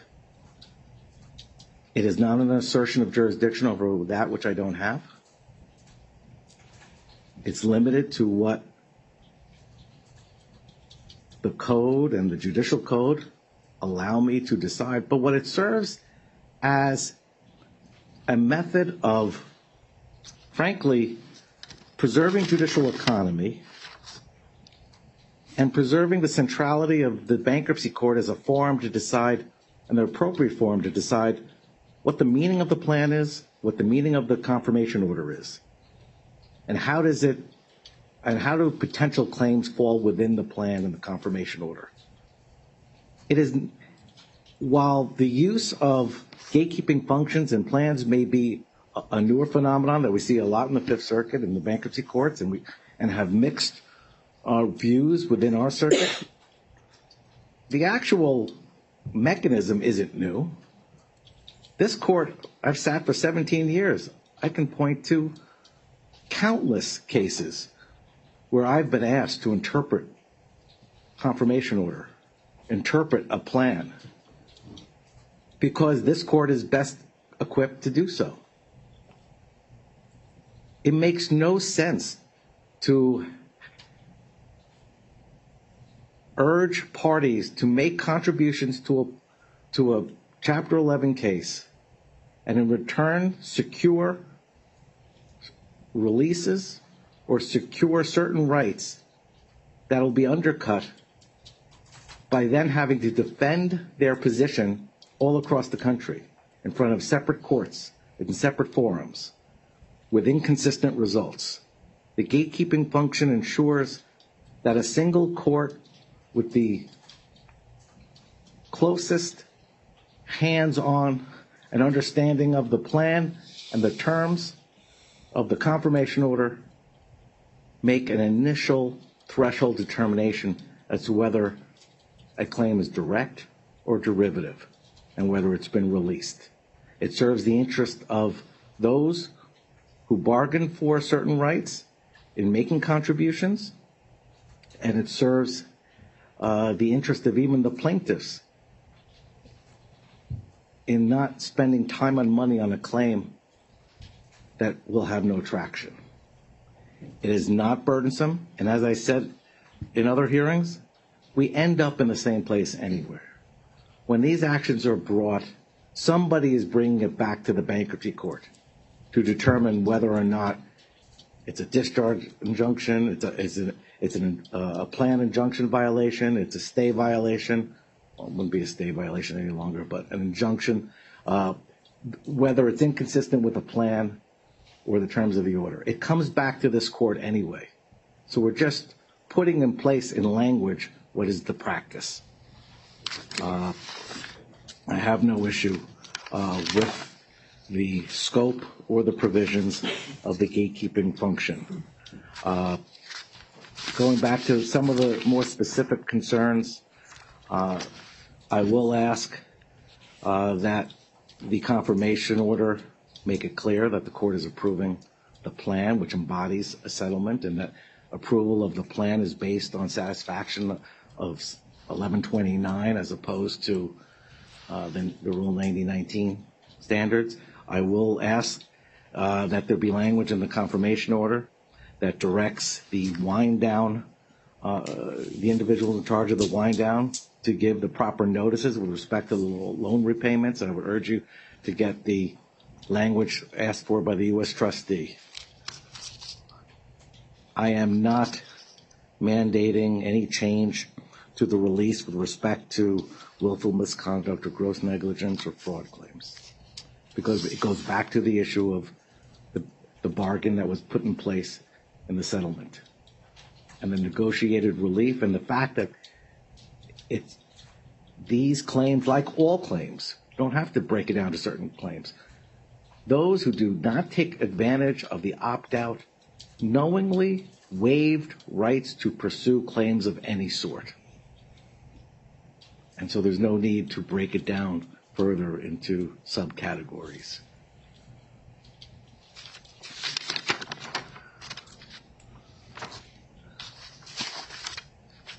I will add, just for the record, that the discussions of opt-out and the benefits and burdens of opt-outs weren't just limited to information available on websites and in the documents. All you had to do, as Mr. Stark suggested, is go on any of the social media, go on Reddit.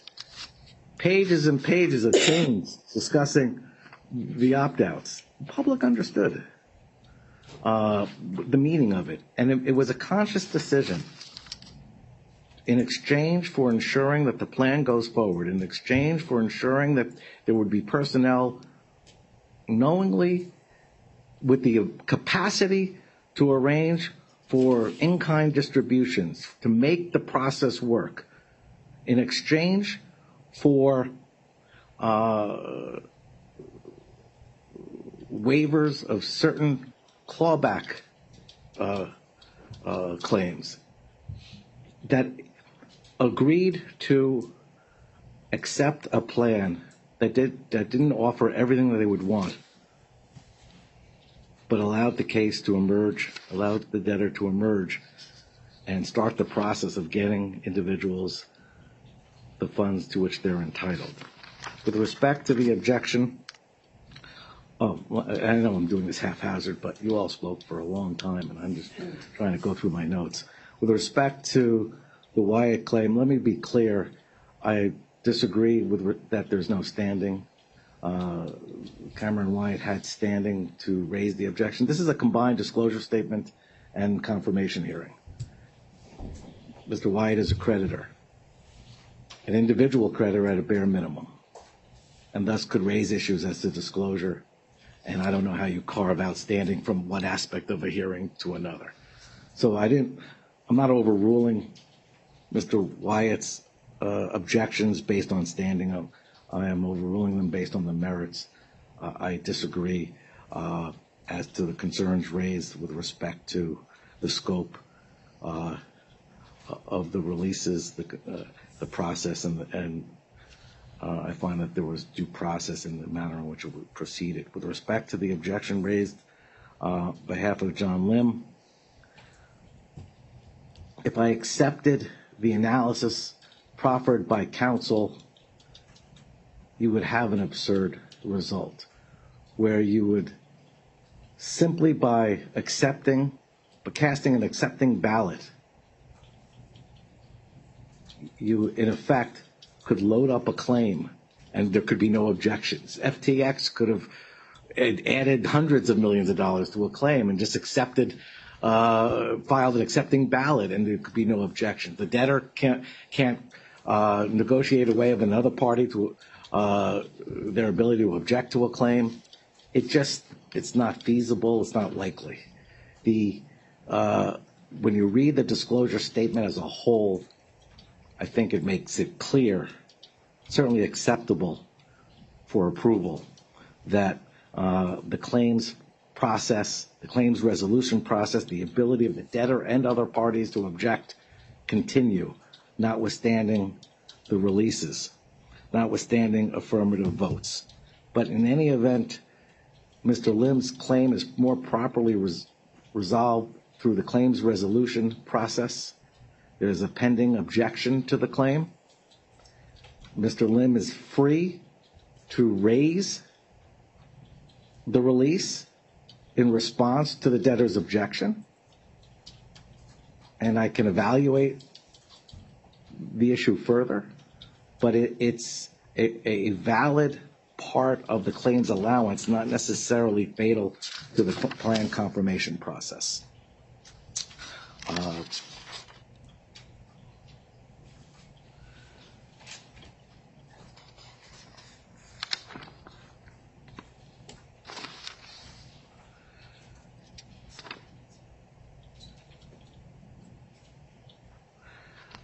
The court wants to note, of course, the overwhelming acceptance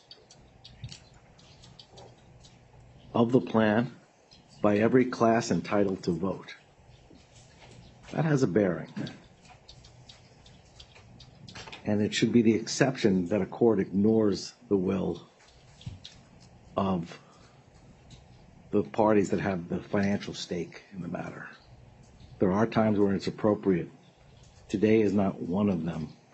None of these issues that have been raised warrant upsetting the balance that built into the settlement. That's part of the plan, and that was negotiated. I'm approving the disclosure statement as satisfying the requirements under 3016 and 3019. Needless to say, I haven't had a chance to read through. I skimmed the revised proposed findings of fact and conclusions of law. Let me ask this of Debtors Counsel, is there another version coming, or is that the last one? No, Your Honor, another version will be coming. There's always another version. I'll await receipt of that and have a chance to take a look. If there are language issues in the proposed findings of fact and conclusions of law as revised, all parties are free to advise chambers of concerns. I don't anticipate having extensive hearings on it, but I could always take a conference call if need be. I want to thank the debtors' principals, management, and of course the professionals for the effort in trying to do the right thing, do the best they can in a very difficult situation, in unforeseeable circumstances. Likewise, the committee did extensive work. And again, also I want to note, with respect to the information available to the creditor body, to the stakeholders, in deciding whether to opt out, let's not overlook that there were in-depth investigations undertaken by both debtors' counsel and independent directors and the committee, that these mammoth, voluminous reports in mostly unredacted version were docketed and made available through links.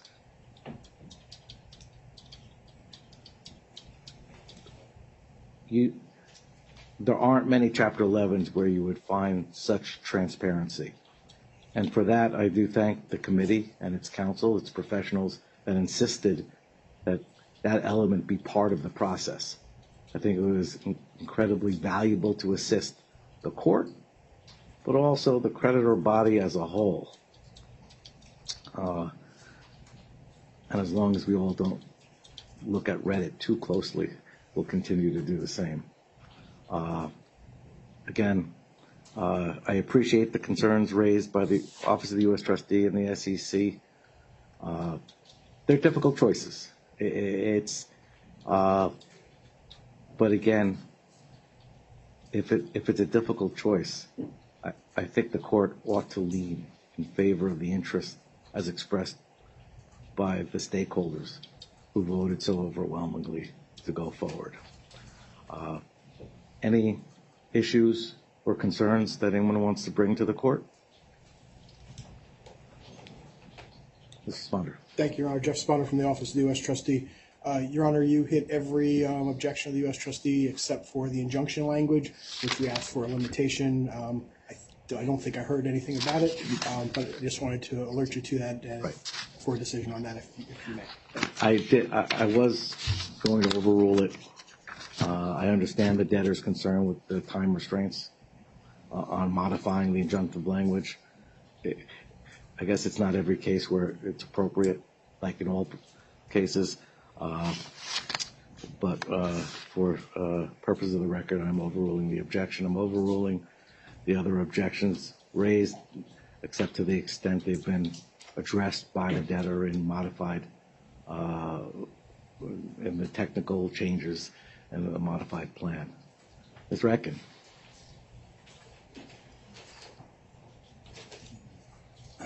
Thank you, Your Honor. Just a quick question.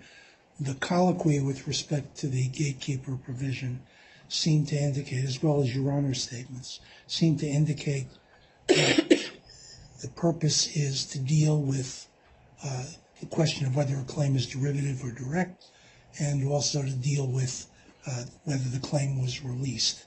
There's language in the gatekeeper provision, which I still don't understand, relating to whether the claim is colorable or not. I didn't hear the debtor talk about that, and I would just want some clarity as to whether that's going to remain in the gatekeeper provision, and because it's going to, I would assume, create some of the same confusion I feel in terms of wading into the merits of a claim. All right, let me have debtor's response. Your Honor, I think we were clear on the record several times that we're asking for two things in the gatekeeper provision. First, a determination as to whether a claim is direct or derivative. Second, whether it's been released by the plan. And we would only ask for Your Honor to make those rulings within the jurisdiction of this court. Well, then why don't we include that wonderful language we see all over in the plan? For purposes of, to be clear, for purposes of clarity, the court as a gatekeeper is expected to undertake this two-prong analysis. Yes, Your Honor, we could include that somewhere. And Mr. Eckert, it may not resolve the issue as a whole, but it certainly should add in clarity. It's better. Thank you. I try to make it better. All right, Mr. Kudowitz. Yes, Your Honor. We do have two other matters to address, but happy to allow people to leave if they're not going to be involved. We hopefully will resolve or argue these things very quickly, given the time of day. In fact, the U.S. trustee has agreed that it's only going to be oral argument, and our declarations on the redaction motion could be submitted. So I think I could argue it less than 3 minutes. Sir? Not much longer than that, Your Honor. Okay. So it's up to you if we take a 5-minute break. Let's just knock it out. Thank you, Your Honor. Thank you. So Mr. Sorota's timing me because we have a tea time at 6. Your Honor, this is a motion that the debtor filed a long time ago, docket number 4, believe it or not. Mr. Renzi's declaration is at 276, which is what we would like you to submit and rule on. And our reply is at 337, and our other submissions were just recently made at 1594. Bottom line is, Your Honor, we believe that under 107B, but not with respect to the sale process, but with respect to confidential information, and with respect to 107C, with respect to the harm that individuals could happen, if we allow names of either corporations or individuals, email addresses of corporations or individuals, or addresses of email of individuals or corporations be out there in the public. We just saw what happened in connection with the Kroll security breach. Since the time we filed the motion, we've given you a litany of parade of horribles in other cases, and even a name of a company that goes out there.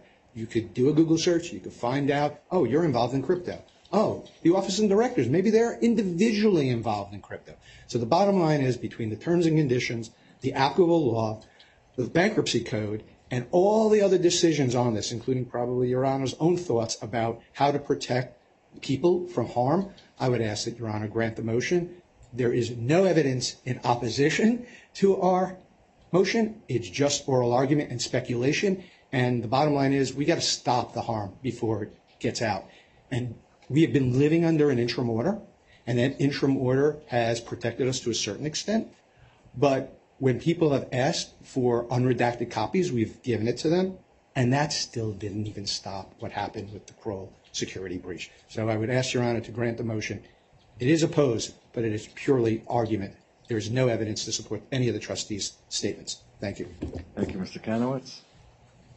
Mr. Olet? Your Honor, I will likewise be brief. We'd ask that you move our declaration at docket 234 into evidence. The U.S. trustees' original objection included a parade of horribles that have not come to pass. The debtor's motion and the committee's joinder noted a parade of horribles that frankly has come to pass. Criminals did make an effort to hack Kroll to get this exact information. The court in Celsius released this information, and there have been 9 notices of phishing attacks against Celsius customers in that case.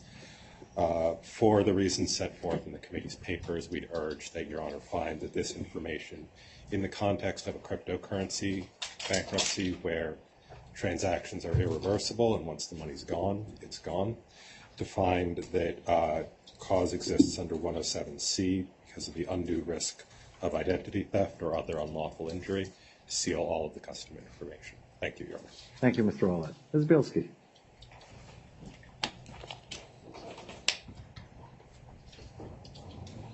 Thank you, Your Honor. Lauren Bielski with the Office of the United States Trustee. We are here at confirmation of a liquidating plan, and the redaction motion is meant to exist not just during this case, but in perpetuity, and not just for individuals, but for non-individuals as well. The asserted cause under Section 107B1 simply does not exist any longer. The debtor's platform and customer list is not being sold, and the debtors are liquidating. And we don't believe that the non-individuals would fall under 107C. So at the very least, the information for non-individual clients that was being protected as valuable commercial information should now be disclosed on the schedules. So we should really just be talking about individuals in Section 107C1A, which requires a finding that disclosure of information creates not just a risk, but an undue risk of identity theft or other unlawful injury. In the TCC's reply at docket number 278, they cite to a New York Times article from February 18, 2018, which recounts threats to physical safety, but it did note the spiking value of Bitcoin at that time, and identified victims that may have been more unique than what's being portrayed here. One of the victims was the head of a Bitcoin exchange in Ukraine.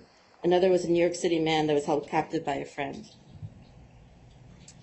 Another article from 2021 regarding physical violence involved an individual described as the co-founder of the Spanish Facebook, which could suggest that he wasn't targeted just as a crypto holder, but for other reasons connected to his wealth as well. Two of the online articles cited in the TCC's reply contain reports that after the disclosures in Celsius, lists were created of the biggest losers, and those investors were subject to harassment and mockery. And while that's troubling, Your Honor, it's not undue risk of identity theft or other unlawful injury. The debtor has informally provided our office with additional articles and accounts suggesting physical threats, but those threats were by creditors against principals of the bankrupt crypto companies and their professionals. Again, troubling, but not relevant to this issue, Your Honor. On Saturday, the debtors filed a supplement to their prior response, highlighting again phishing scams, identity theft, and other scams. So it would appear, Your Honor, that what we're really talking about here is the financial threats. And we submit, Your Honor, that clients, the creditors here, are savvy in the tech space. They understand, own, and deal in cryptocurrency, and this indicates a level of sophistication that creditors in non-crypto cases may not possess. And given the online presence of these creditors and what the debtors and the committee have offered as an abundance of instances of hacking and phishing to target holders of cryptocurrency, they are aware of these threats. And they could take measures to educate themselves and protect themselves, the same as individuals who have to be wary of other financial scams, like mortgage closing scams, debt settlement scams, and ransom money scams. Do we redact the names of proposed buyers in the sale motion because of the risk that they could be targeted with the wire transfer scam? Do we redact the names and addresses of creditors that are owed significant amounts of money by a debtor because we think they may have a high net worth and therefore be a target? Your Honor recently said and reiterated today in the context of confirmation and what we should expect of individuals of any level of sophistication that when given a ballot and opt-out forms and plans and disclosure statements with pages and pages of legalese, the parties can't bury their heads. They have to take action. They have to take steps to protect their interests. And should we expect less of holders of cryptocurrency to protect their interests, especially knowing for years now that there's an abundance of phishing and other scams out there? What I've learned during this case is that crypto holdings are risky, and not just for their volatility. The scams and the phishing attempts are not new. They are prevalent and sophisticated, and in some instances, maybe a lot of instances, effective. But it hasn't deterred individuals from holding these assets. In the face of this known risk, it is a choice. What the court has to consider, in light of all of that, is whether disclosing names on these schedules is going to create an undue risk. As set forth in our papers, the code and the bankruptcy rules tell us the debtor shall disclose. There is a long-standing common law right of public access to court records. Public access is codified in the Bankruptcy Code in Section 107A. Sections 107B and C offer limited exceptions. And the debtor has the burden of proof to apply any exception to the general rule. And as the Third Circuit said in Sundance, showing that disclosure will work a clearly defined and serious injury. So we submit, Your Honor, that crypto holdings are risky, but disclosing a name does not create an undue risk of identity theft or other unlawful injury. Instead of keeping schedules sealed in perpetuity, it is time to unseal that limited information, as well as full disclosure of any non-individuals, because they are not protected by the exception in 107C. And again, it doesn't appear as if the exception in 107B is still being pursued, Your Honor. Thank you. Ms. Bilski, let me just ask a question. With respect to individuals, what is sought by the Office of the U.S. Trustee? Disclosure of the names and address, or just the names? Just the names, Your Honor. Just the names. All right. Thank you. I happen to be on a panel with Judge Glenn on Monday at Fordham University School of Law. This will be one of the topics we're debating. I think I'll decide this after the debate. I assume there's no need to decide in the next few days. No, Your Honor, we could live on the interim order as we have. Okay. All right. Thank you for the argument. I'll think about it, see what Judge Glenn has to think now, has to say. Anything else? Yes, Your Honor. For calendar purposes only, I believe you carried the Wyatt motion to modify the stipulation that was put into effect months ago on the class action. I think Your Honor, in your ruling, would have denied it, but you wanted to see where the plan was going to go. Well, we know where the plan's going. So hopefully we have an effective date and we can move forward under that stipulation pursuant to its terms. I don't believe... Mr. Etkin, your thoughts on the motion that was carried to today? Yes, Your Honor. I'm glad Mr. Kanowitz brought it up because I know you had a docket order on it. At this stage, Your Honor, with the plan being confirmed, I don't know what the timing is with respect to the effective date. I'd like to have some insight into that. But leaving that issue aside, at this point, it really makes no sense because the injunction expires on the effective date. So I don't know whether that's a couple of weeks out or whatever, but if that's the case and that's the time frame, it's really moot at this point. Is it better just to withdraw it as moot? I'll withdraw it as moot, Your Honor. All right. Thank you. Thank you all. Thank you. Tough case, tough day. Take care. Thank you, Your Honor.